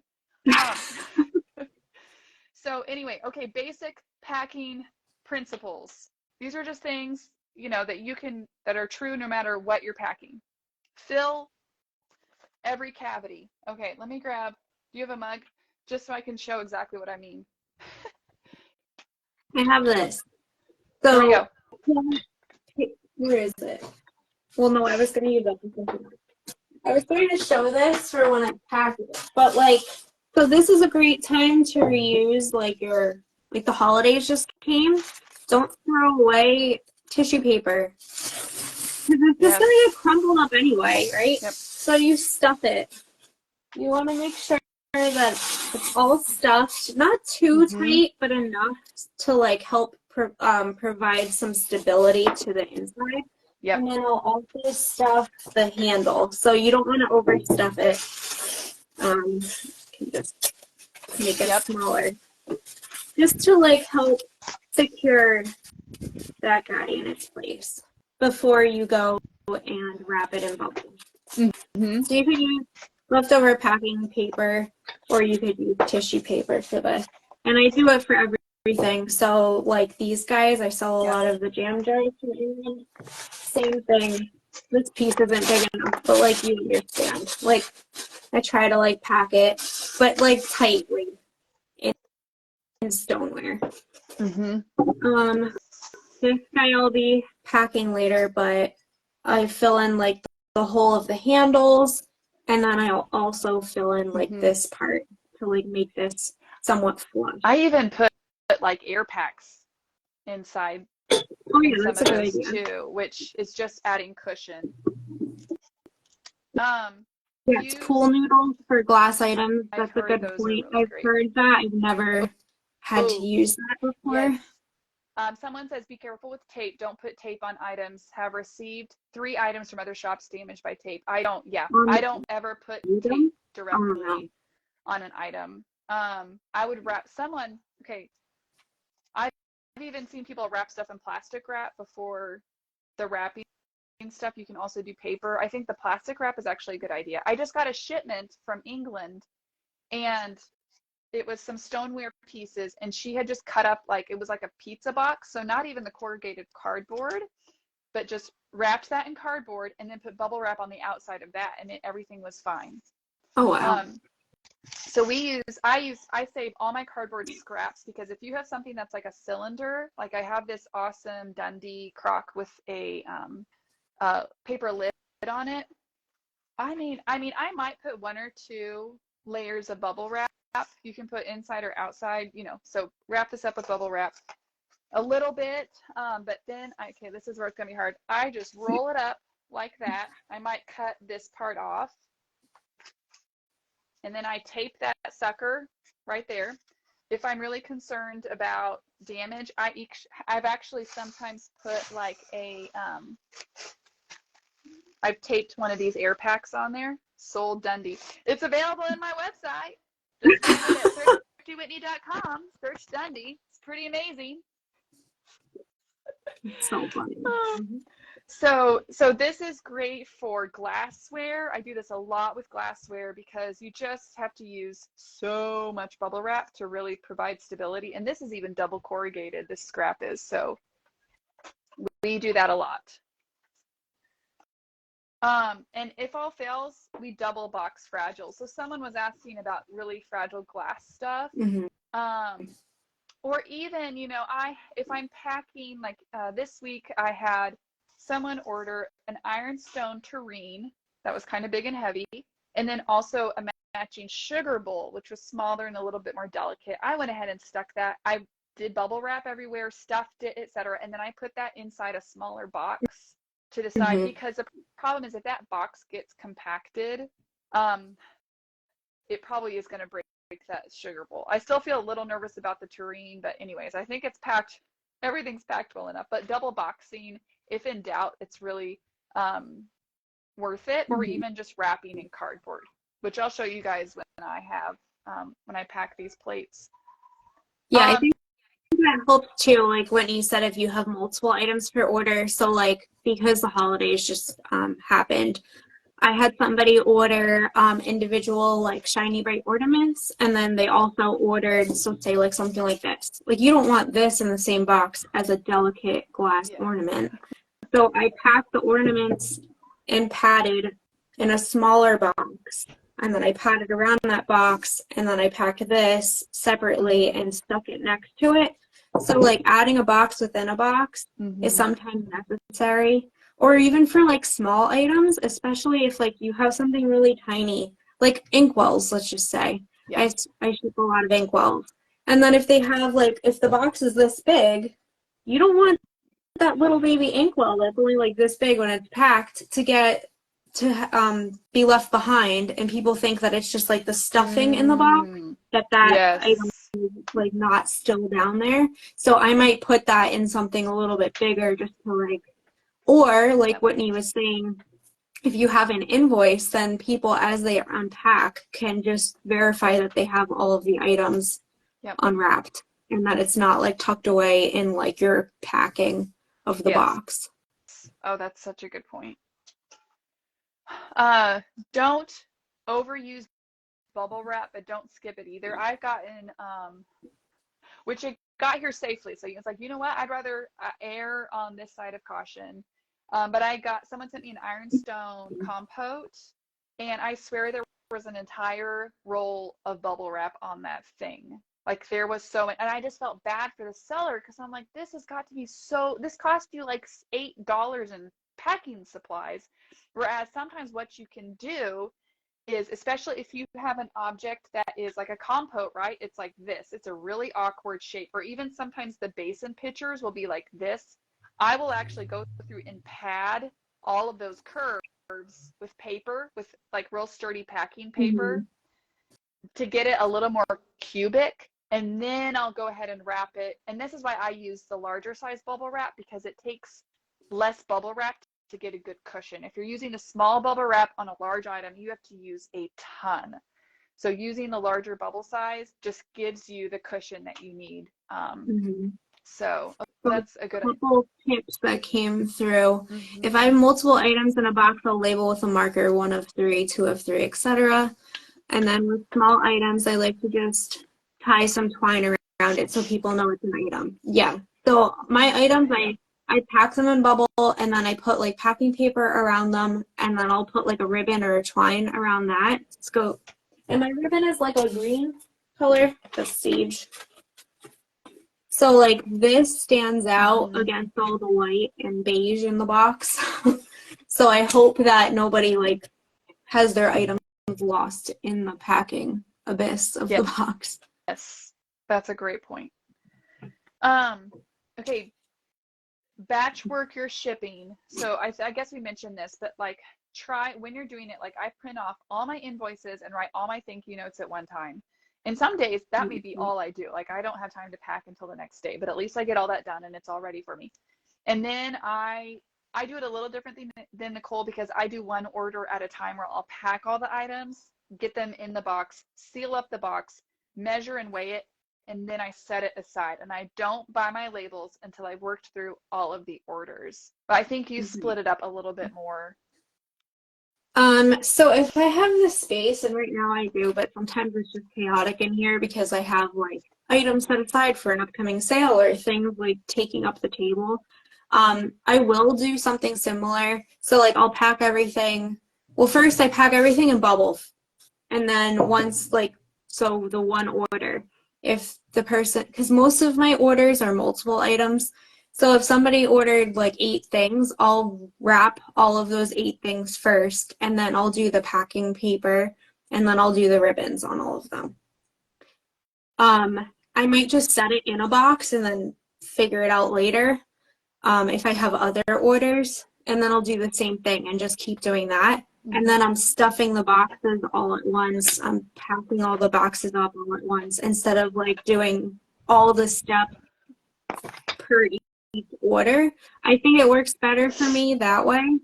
And I know a couple other sellers do it that way, like they're vocal about that on here. It helps. Otherwise, like, because then I measure everything in one shot too. So once I have my surface cleared off with all the boxes there, they're all packed up, then I'll grab the scale and the tape measure, and then I'll weigh and measure everything, write them all down on their corresponding papers, and then I'll go into Pirate Ship and get all the shipping costs all at once. I think it saves a little bit of time versus like sealing the box, measuring the box, because I don't have the space. Like if Whitney has a different setup, so if you have the designated, like this is my shipping station, this is my weighing station kind of a thing. But for me, because I'm shuffling things around all the time, it's much easier. And they're like, I don't know. I don't get as distracted if like I do it in batches. I'm always afraid if I don't put them in a box right away, once the items are wrapped in bubble wrap and I can't see what they are, I'm afraid I'm gonna like mix up orders. So Oh, yeah. I, Well, like these things, so I keep, of course, they're all nicely nestled, but I keep like all of these yes, like lids and the boxes and things like that. flats, So if those are great. I have, so this is like one order, this will be, I don't know, Sally.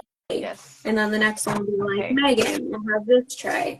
So like once I pack Mm-hmm. them up, I can put them back into this. Or I'll just grab a Okay. box and throw them in the box. It might not be the one that I use for them, but just so Mm-hmm. that their items are like in one spot instead of like, did I put one of hers and Yeah. hers kind of a thing? Like Yeah. you don't want to get too confused. Yep. And I write my, oh, oh my gosh, sorry. Someone just bought up box in a bag. Guys, okay, have you heard of box in a bag? I feel like when I first started a few years ago, When it I was like first a big started, I did thing. it, but I don't bother with it anymore. And no, okay, guys, box in a bag is like this urban myth that you can pack whatever you want and put it inside a poly mailer, however big you want, and somehow it's going to magically give you cheaper shipping. It doesn't, because what you do is you just pretend the poly bag is flat. You enter like the flat dimensions, like a 17 by 14 inch. The problem is per USPS, you can't do that with a poly bag that's larger than 17 by 14 inches. Like that's why my poly bags are 17 by 14 inches, because if an item is bigger than that, it probably just needs to go in a box. And I'm not going to save any money because, yeah. Um, I used to do that like in the very beginning. I would say probably 2.5 years ago. I did that for a while. yeah. It saved like 50 cents. Like it wasn't Yeah. worth the cost of the poly bag. I No. mean, I sometimes I put them in a bag if just like the outside of the box might have some like tears on it and I don't feel like tape will cover that. Yes, Or if it's just like ugly, I don't yes, know. I Like, do but the I same. don't do it so much anymore. If I have built a box, if I Frankenbox something and it's all sorts of taped up and it looks awful, I will cut some poly. I even cut my poly bags. Like I slice the bottom and I'll tape them down to make it look nice. And so the edges don't catch in the conveyor belt or anything. Like Right. that way it's nice and clean outside, and it can be a mess on the inside, but at least the outside, I think that it looks a lot better. So okay, keep things from shifting inside box. We do the shake. Once you've packed an item up all together, you want that to be as tight as Fort Knox. I mean, you don't want to hear anything shifting or bouncing around in there. Whenever I ship bells, I'm like, oh, like, because you can't make the bells not chime. And Mm. anyway, or you do the bounce test. If you saw my reel where I was bouncing on the box, I wish I'd taken a picture of what was in that box. It was a huge basin, pitcher, and wash bowl set. Like huge. Oh, wow. That's what it was. And I got on that and I packed that sucker out, and then I sat on it because you are going to, like, that's what's going to happen. It's going to be, the bigger the box is, it's the lower it is on the totem pole, and you're going to have about 100 pounds of weight on top of that, and you need that sucker tight. There was a good thump Mm. sound when you, yeah. We will, guys, if you go to our Instagram profiles, we will have links to our Amazon shop fronts with all of our shipping supplies that we use. And we'll also have links to things outside of Amazon in the show notes for the YouTube list. Okay, cut down box sizes as much as possible. Okay. Oh, actually, before we move to demonstrating some things, I did want to say, okay, what do you do if you find a flaw or a damage while you're packing an item up? So this happened to me. This has happened a couple times, which I'm like, I got to get this right because this should not be happening. I should not be doing this to myself. Someone ordered a sugar bowl, and as I'm packing it up, I notice a tiny crack in the handle, and I'm like, I don't remember that being there. And sometimes I even go back and look at the listing, and it is there. It's been pointed out on all my listings. If I have an error, I literally point with my finger and I describe it in the caption and I say, look for me. I even had a customer that was like, this flaw was not mentioned anywhere in the listing. I'm like, hey, honey, look, my finger is pointing to it and it's mentioned. So don't even try to give me a 1-star on Etsy. Anyway, so, but this particular sugar bowl, that crack was not anywhere in the photos and it was not mentioned in the description. So for me, that triggers, I'm going to message the customer. I messaged her and I said, hey, I am so sorry about this. Here are pictures of the flaw. This is not mentioned anywhere in the listing. I don't know if I overlooked it or if it got damaged during storage. It totally could have been damaged during storage. I can either cancel that item from your order or I can give you a partial refund, like a discount. I think it was like $10. Because she had already bought it on sale. And I said, if you don't reply to me in like 3 days, I'll automatically refund you the amount and ship you the item. Because occasionally, this happened before on Etsy too, and the person never responded. So I just said, hey, if you don't respond to me, I'm going to do this. And she did want the item, and she's like, I really appreciate your honesty. And again, I was like, I'm really sorry. Like, I'm really, really sorry. This is not. So I think it's important that if you find flaws, first off, try not to do that. If you have try to avoid this in the first place. If you have an Instagram live sale and there is an item that has several flaws, cover yourself, send them a picture of it after your live sale and be like, hey, I just want to make sure that you saw this, because they may not have seen it, just to cover yourself. If it happens while you're packing up the item, then email the customer right away or DM them and give them a plan. Sometimes if you just say, oh, this is broken, what do you want to do about it? The customer is going to be like, oh, like, I don't know. Like, so give them some options. Like, I can cancel your order, or I can give you a partial refund on it. I would rather sell it to them at a discount and get it out of my shop than have them cancel the order. And I think that it's so much better to be honest. Yes, transparency. Honesty is one of my like core values as a business, where I will be honest even if it makes me look bad, because I need to make sure the customers can trust me. Do you have anything else to say about that or experiences? No, I just think it is good to be open and honest about everything. Sometimes those flaws, cracks will break further with shipping and arrive completely broken. Do you reimburse? Okay, we will go over that, like how we handle items that get broken during shipping. Yes, I have a really funny story to tell about that. Okay, so we're gonna demonstrate a few things. It's already been like an hour and a half since we started.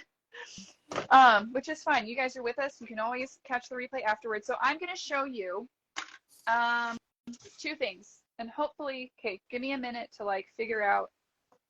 And just a reminder, guys, if you do have questions, the best way to give us questions is actually to put them in this little the little speech bubble with a question mark in it, because when it's a comment, we might miss it, or the comments go by so fast that we miss it. If you put it in the question box down there, then it pops up for us and we can make sure that we address it. So, okay, really quick, I'm going to do two things to this box. So this is an Amazon box. Okay, a lot of times I just leave them as is. The first thing I do is always try to remove the return label with, whoever's address is on there. But I'm going to flip this box out inside out to give it a nice clean exterior, and then I'm going to cut it down. So this box is really going to get mangled, but it'll be worth it. So sometimes I want to have like a nice clean outside with this box. So all I'm going to do is grab my box cutter, and I know this is like here we go. I can set it up like this. And I am going to slice through the tape on the bottom. Then you're going to flat this out like this, and you're going to look for the seam. So if you look here, this cardboard right here, this is the seam where it was glued together. All I do is I'm going to slide my finger in there, or you can use a box cutter. And you're going to open it up like that. And now it's nice, and it's just one long piece of cardboard. This is a method you can also use if you're reworking a box to fit something different. Oh, I could also show how to make a square box into a long skinny box. Anyway, then you're going to fold it up like this, and do you see how that flap just goes right over there? This is also when I can stamp with my business logo on here, or do any kind of like stamping stuff that I want to do. And you're just going to tape. I do a long tape here and then two more here to make sure it's secure. And then of course you're going to tape on the bottom. So I do that. and then that. You're going to put it back like this. Hopefully you guys can see well enough. And then you're going to seal up the bottom. Okay. Now, do I do this every time? No, because sometimes I'm lazy or overwhelmed or I just don't feel like it. But that gives you a nice clean box. Now, this is might be a little bit hard to show. Here we go, guys. Close your eyes. Don't get too dizzy. You should see what oh my word, I wish you could see. I am holding the tripod up with my shrink wrap. So let's, you know what is going to be the easiest is to just put another box inside. Let's pretend that this box is packed, okay? We're going to use, oh, actually that's too big. So she's cutting it down just in case, like when you're charging for shipping, it's going by the dimensions of the box and the weight of the box. So if she's trying to ship, like, say, a book in there, you don't need that huge box for the book. So you could either cut it down like height-wise or you could cut it down lengthwise to help better fit the item. And it also reduces the amount of packing supplies you put into that box because you want to fill all of like the cavities of the box to help from like if there's impact, you don't want it to like dent inward. So cutting it down, it is an extra step, but it also saves you packing supplies and it saves your customer money on shipping. Yes. And if you have a box that's like barely over 12 inches, you're going to get charged more.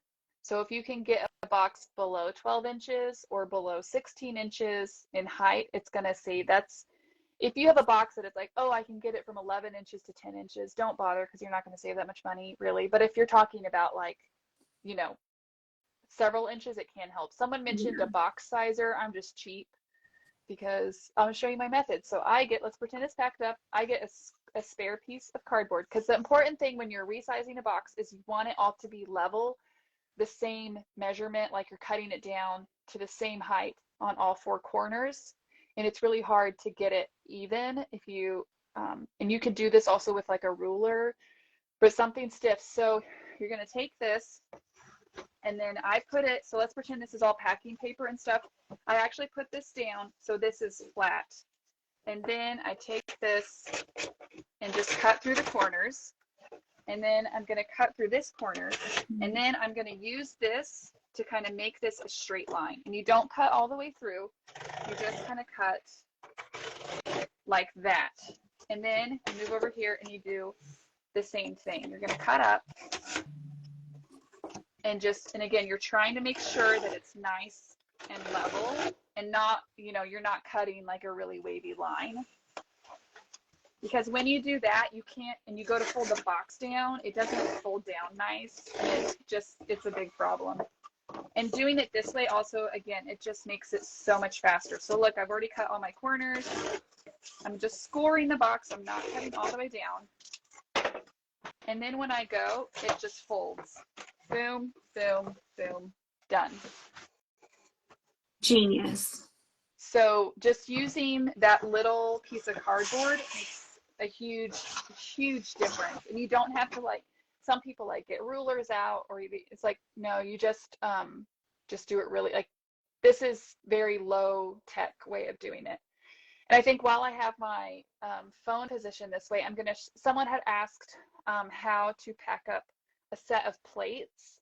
And I'm going to show you really quick how I do plates and some things to think about. You actually would fit great in here. So I have a set of, aren't those pretty? Restaurant ware plates. This is how I store them in my inventory. That's the SKU number on there, 1519. And then, so I'm going to take them off and get all, we'll worry about that later.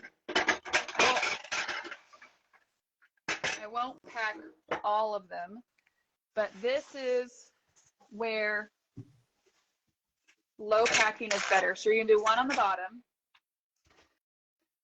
and then one layer of bubble wrap in between each. So just like this. You can also use that nice thin foam. That's like I ordered a set of Corelle plates and they just had foam in between them and they were all inside of a box and that was it. Like there was no bubble wrap or anything. Now those things are also like indestructible, but still, I was so the only thing when you are thinking about restaurant wear or anything that's heavy is I think 6 would be the max that I would do this for. If you have more than like 4 or 6 plates, they get so heavy that if they get dropped, the weight itself might collapse and break the bottom one. So you have to make sure that this isn't too heavy. But again, I'm just pretending to wrap this. But then once I have all those in, then I am just going to wrap like this. I know I forgot one over there, and that's okay. A few times, and then I still feel like this is not really protected on the side, so I'm going to do that. And this is where I do use a little bit of Scotch tape, and I probably should use masking tape like Nicole, just to hold that in place.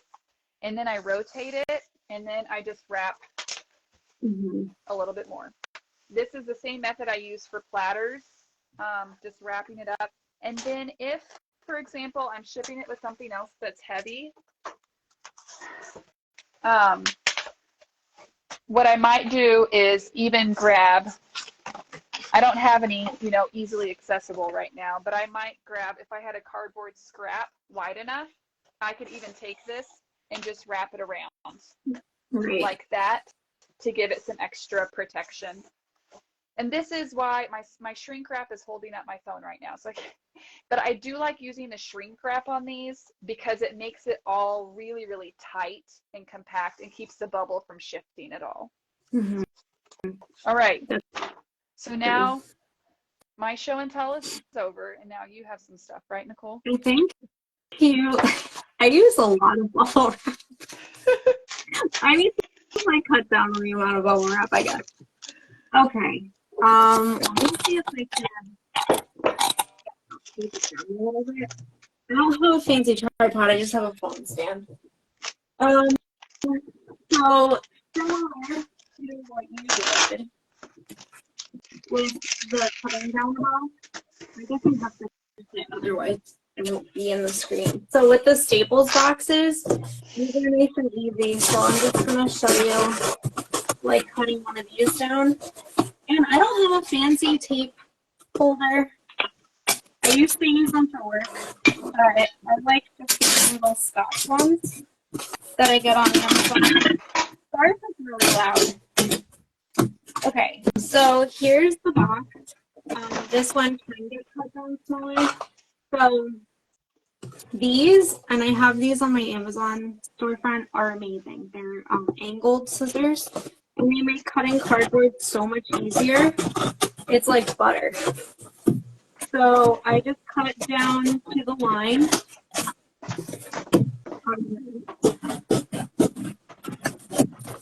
Oh, that's one thing I did forget.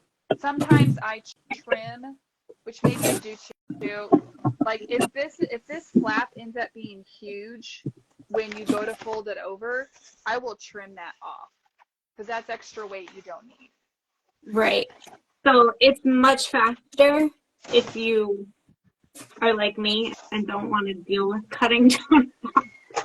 I use these guys. And then same thing. I'll cut this with the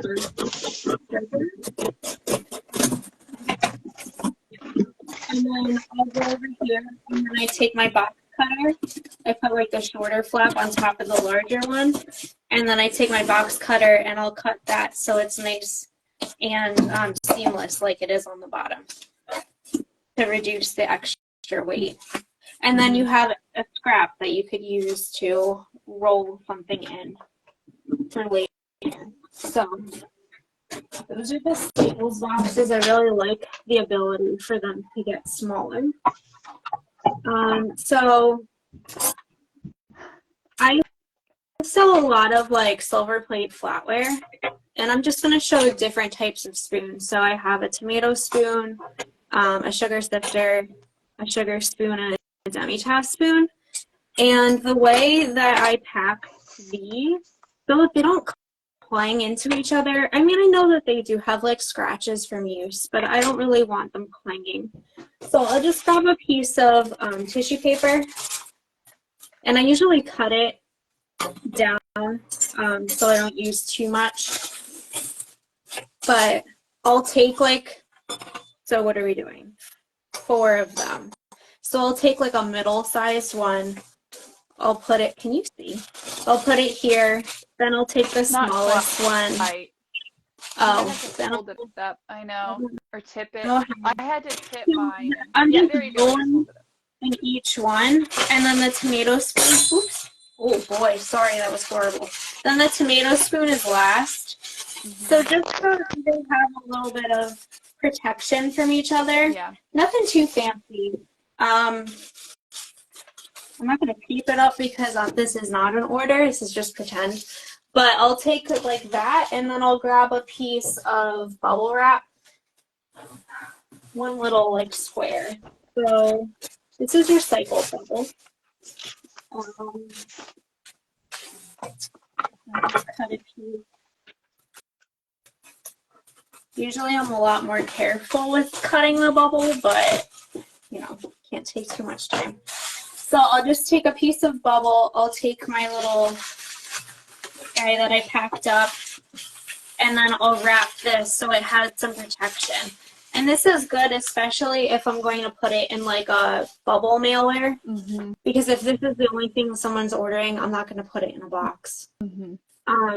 So that it allows the spoons not to flex. So I'll do this, and then I'll put some like packing paper around it, but nice and easy. That's how I ship it. And then I just put it in like a mailing envelope that has the bubbles on the inside, just for extra padding. If it's just one tomato spoon, I won't do the tissue paper. I'll just do one layer of bubble, and I probably will do like cardboard just to like stiffen it up, because I don't want it, I mean, you don't know what happens with the mail. So the last thing I need is for the spoon to like get cracked in half. And you think like it's metal, it might not happen, but I've seen some damage happen to metal, so. Yeah. And then I guess this is nice and simple. So like we said before, we pack the cavities. So this is how I would do tumblers. Like someone asked about glassware and stuff. This is exactly how you would pack glasses without stems. Stemware. Oh yeah. I don't like stemware. I did it one time and I was like, never again. No. You have to use so much packing supplies and cardboard. So I use the 24-inch bubble wrap. I like it much better than the 12. And I actually like double it up. So I do like the roll method. Did you wake up? So I'll see how wide this is. I'll add a little bit extra. And then I'm going to cut down the double. It's done. Okay, hold on. Why did Louisa wake her up? Because we were talking in the car. So I have it doubled up, the full 24 inches. You might not need the full. And then I'll take this, I'll position it in the center, and then I'll So I double it because it's faster, I think. And if you're going to put cardboard around it, you don't need this much bubble around the item. But especially if I'm going to be packing this with other items that might break it, I like having that like extra padding where I don't really feel the item on the inside. So I'll just use the masking tape. I always rip off some pieces so it's faster when I'm doing this. And then I'll stop it at this. So like I'll put packing paper around it, but you can do it just like this, and it's great because if I'm going to be shipping like these two items together, if they're both packed the same way, they're not going to butt heads and break. So that's how I would do like a similar piece. And then I don't know how much heard a little bit of it, but I wasn't really paying attention. I I was trying to forgot. talk louder. I think because my mic is on with my headphone, I forgot that it would pick up me talking. Sorry. It's okay. So it's funny, I set this aside for today because Whitney said try to get something with the lid. And I just opened up an Etsy shop and this item actually sold this morning. So I can pack it. I was going to just do it because I needed to anyway. But so this one's a little bit different. It has like 2 holes. I don't know. I stuff everything. So where did I put that? Oh, it's over here. Sorry. How you got like that drawer that has just the little scraps. Like this is a little nothing, but it comes in handy now when I'm trying to like stuff these little holes in the handle.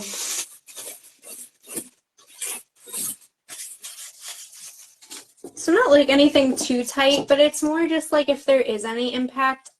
I don't know. I think it's peace of mind that it kind of like counteracts it. But so I'll do that. And then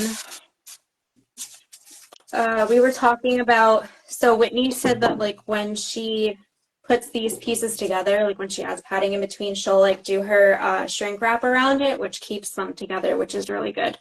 So I don't use that, but here, since I'm going to be flipping the lid inside out, you don't have to. I mean, you could pack them totally separate from one another, but I'll probably pack it this way. So I'm going to put some padding down first. So I just have like reusable packing paper. I'm going to put that to fill just some of the cavity in here. And then let me grab a little piece, little lid, the finial. All right, so there. And then I'll grab my bubble. Wow, I'm running out of room. Okay.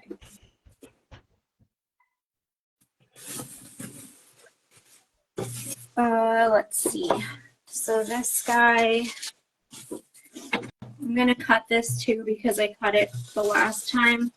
So American Bubble Boy and some other manufacturers have every 12 inches it's perforated. So you can use that, otherwise you can cut. But for this one, what am I going to do? I guess I could just do it like that. All right, I'm going to cut this again. Sorry, this is like not planned out. It could have probably been planned out. You're fine.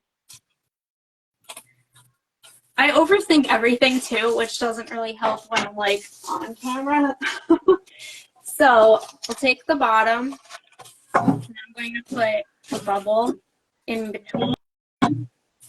You know what? I don't think I'm going to flip it inside out just because I'm nervous about the finial and because I'm not going to be packing it with anything else. So this is just going to like serve as some protection between the lip of the base and the lip of the lid.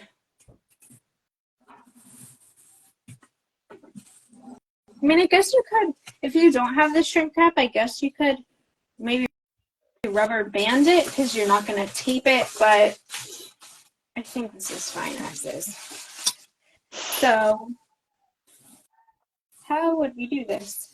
I like to double up everything, and I also like the rolling method rather than, because when I first started, it was like, let's take this piece over here and this piece here and that piece there and then roll it. But then you don't really get too much protection on the handle.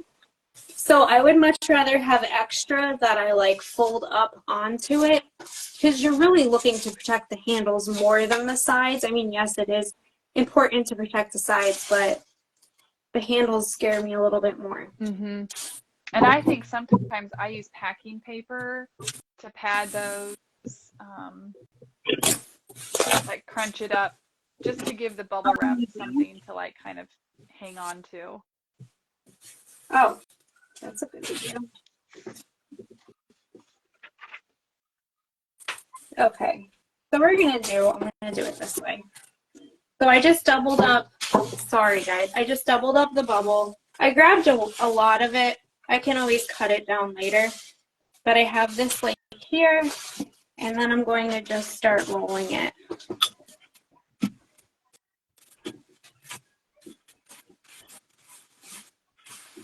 So you can see that it's not quite, I don't know how you would say it. It's hard to, I think it's hard to see if you're not. That was my biggest challenge, was camera angles, I think. I know, yeah, you're fine. I don't think we need this much padding. So I'm going to take a few rolls away from it because I will be padding the box. I think with fragile things like this, rather than stuffing the box with paper, I use packing peanuts. And this is one of the new line ones. So it's 7 cubic feet. I've gone through quite a bit of it. And then I have this little misfit toy. Only has one handle. That's great. Rather than selling it, yeah, it's my scooper. I love it. So I peanut scooper box. So that's why, like, I think like you want to give it enough padding so that they don't like hit into each other while they're in the box. But you don't want to like overstuff it because it's a waste of material, and then it makes your box size larger, and the weight go up. Yep. So I'm not going, if I were going to be shipping something else with this item, I would probably pad it a little bit more. But because it's going to be by itself, this is fine. All sides have cushion. And then I just use some masking tape to kind of like pucker the end, because now this is nice and secure in here, the handle. And then I'll do the same thing on the other side. But the items are together. If you shake it, they're not going to move around, and they're not going to be like bouncing on top of each other. I don't know if that was helpful or not. Yeah, no, I think that's great for people that, especially with the terrain, when there's multiple things, it tends to be a little bit more intimidating. So right. So like, because this is by itself, I don't mind that the handle is up here, and it's a shallow one. If it were like a deeper terrain, I would flip the handle inside. Yes. Yeah. So that you're protecting the handle finial, like you're not, just in case. And then it allows for like a flat surface for like if you want to stack this on top of it type thing. Okay. Okay, guys, we are really close to being done. I know we've given you a ton of information, but we've gotten through, we've packed everything, and then we've already talked about a lot about pirate ship and buying labels through there. Scheduling, USPS offers free scheduling for pickups. Some people have said, like, I can see why you wouldn't want to if you're afraid of like, oh guys, just another note, make sure when you put YouTube in, you make it all one word. And that way you'll get the link to the replay channel in your DMs. It has to be one word. Anyway, some people are afraid of like porch pirates, or people stealing it off your porches, which I totally get. But if you have a lot of packages, it's way easier to just schedule the pickup. You can do that through the pirate ship website. And then UPS does charge for pickups, so it just depends on, you know, how many packages you have, if it's worth it for you. Mine is like 3 minutes down the road, so I'm very lucky that I can just drop off there pretty quickly. So then what do we do if an item arrives damaged or lost or stolen?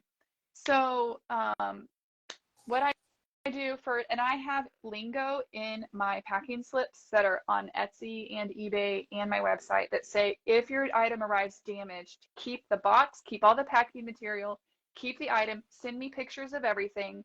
And then I think at this point I'm at a where I had one item that was damaged out of my 700 orders last year. And looking back, it's like, okay, I can see how I should have packaged that better. And actually, I have to tell you this story. I don't think the customer's in here. Anyway, I'm not going to like say who it was or anything anyways, but it was just so funny because I'm like, okay, I just need you to keep everything. Two things. You can either file the claim for the customer or you can guide them through that process to file the claim for them. UPS and USPS handle it differently, so it kind of depends on what service you've used, what is easier. I think UPS says the customer or the recipient has to file it. Anyway, but I told the lady, like, okay, just keep everything. And she's like, yes, yes, I will. She sent me pictures, whatever, but not quite as many pictures as I wanted. And she's like, I'll send them more later. Well, she jumped in the shower. Her husband saw this box of like broken china, or he thought it was empty, sitting on the kitchen table.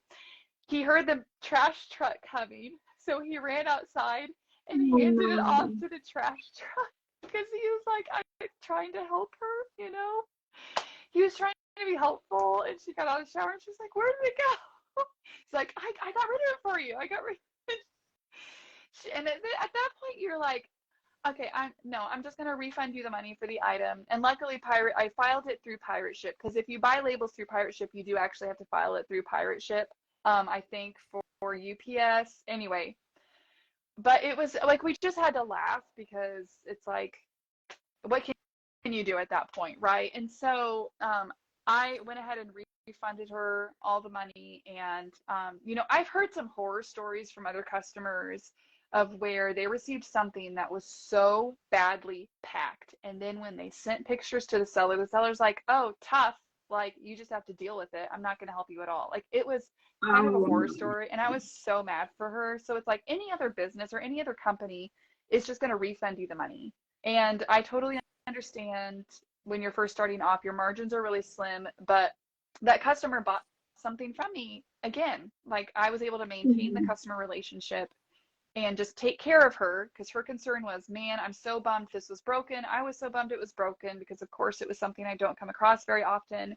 And so just but always, I never refund until I get pictures. And so, and if someone says something is stolen, that is a situation I have never dealt with, because really I'm not liable for theft. And that is something the customer is going to have to navigate on their own. The post office is not liable for theft. I've had at least one customer last month that asked for signature confirmation on a quilt that they bought from me, and I just covered that, like, whatever, it's like $2, I'll pay for that, no problem. And so unfortunately, I do feel like theft is something that the customer just has to kind of take care of on their own. So what do you think? What have you dealt with before? Well, I've had,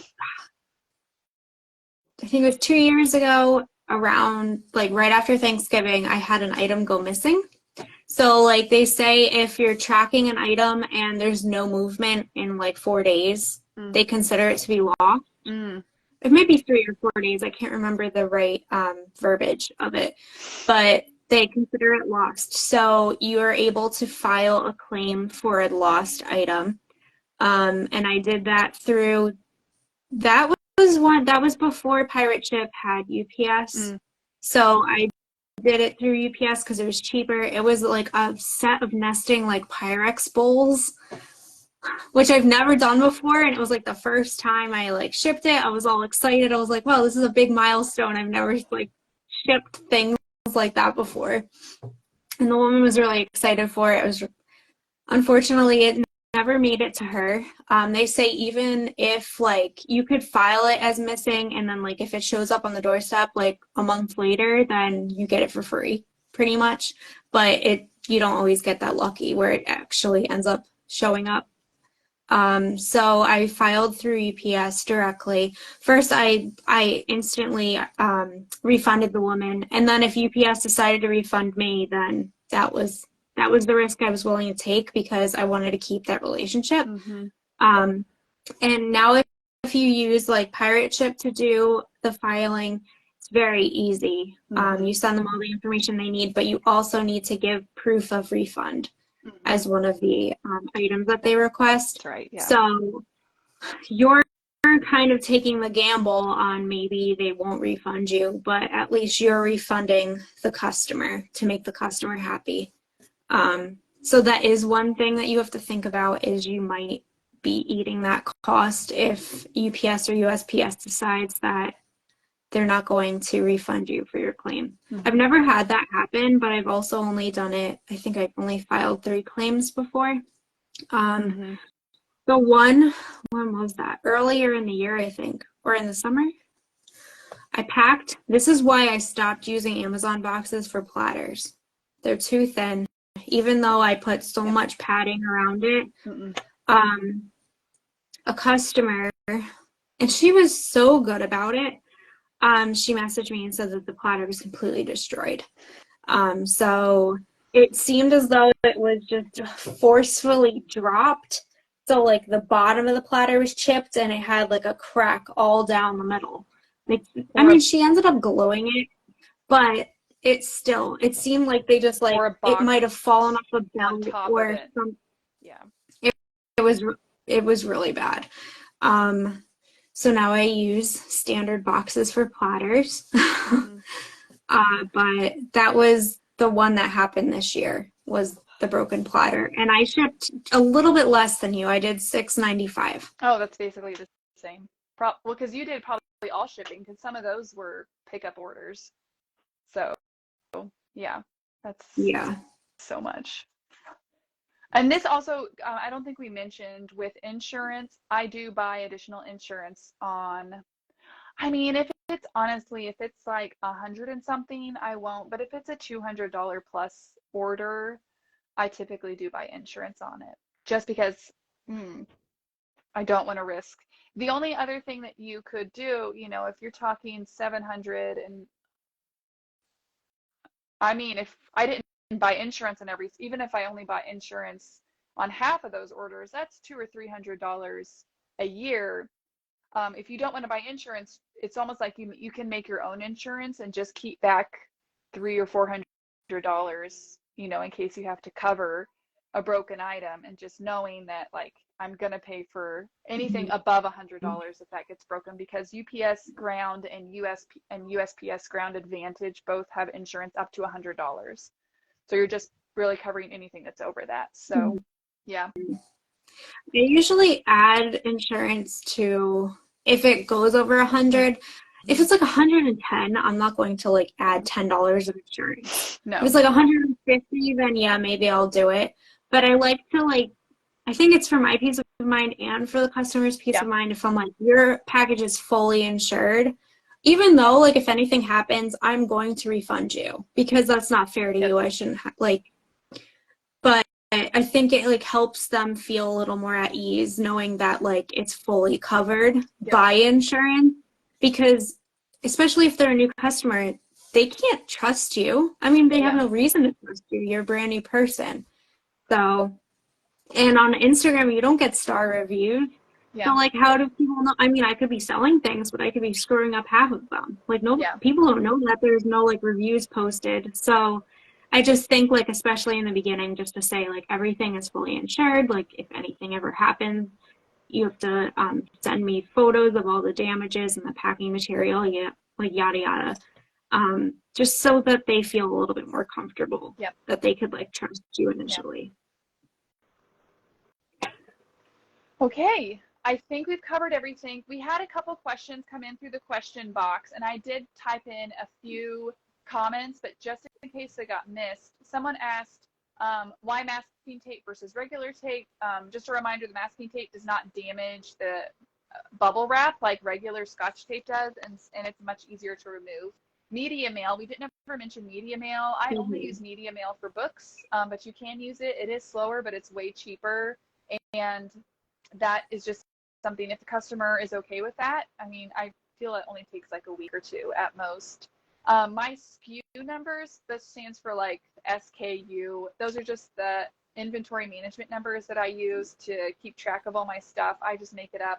A lot more of that is addressed in episode number 2, which is on finding and managing inventory. And then someone asked about a video for our setup for our live sales, and we talk about that in episode number 4, which goes over Instagram live sales. And my cross-border shipper, yes, we didn't even touch on international shipping because I don't think a lot of people are doing that. But if you do have questions about that, you can always shoot us a message, because I have shipped to Australia, Canada, and I'm getting shipments from England. So it's we're getting a little bit of experience with that as well. And just a reminder, yes, make sure you guys follow us. Our next Instagram Shop Talk live will be on February 7th. And I think we're going to talk about branding, and we're going to have a special guest. So stay tuned for that. And you can find all of the replays on my YouTube channel. They're also in our Instagram Reels. So you can find that on both of our profiles. We both have story highlights titled Shop Talk, and you can find them there. But because we said at the beginning that these will be an hour max. Well, yeah, there's just so much to cover, and we have so much fun. So it's much easier to watch the replays on YouTube, because YouTube will kind of save your spot and you can go back and watch it. So you just have to comment YouTube down in the comments below, and it will automatically send a link over to your DMs with a link to my YouTube channel. And I think that's about it. You guys can always send us questions, and we're so thankful that you guys are here, and we hope this has been really helpful and encouraging and made you feel less scared of shipping vintage. Yeah, that was my biggest hang up when I started. I was like, well, I have like a little bit of inventory. I don't mind trying to figure out how to do it, but I'm like, how the heck do I ship something?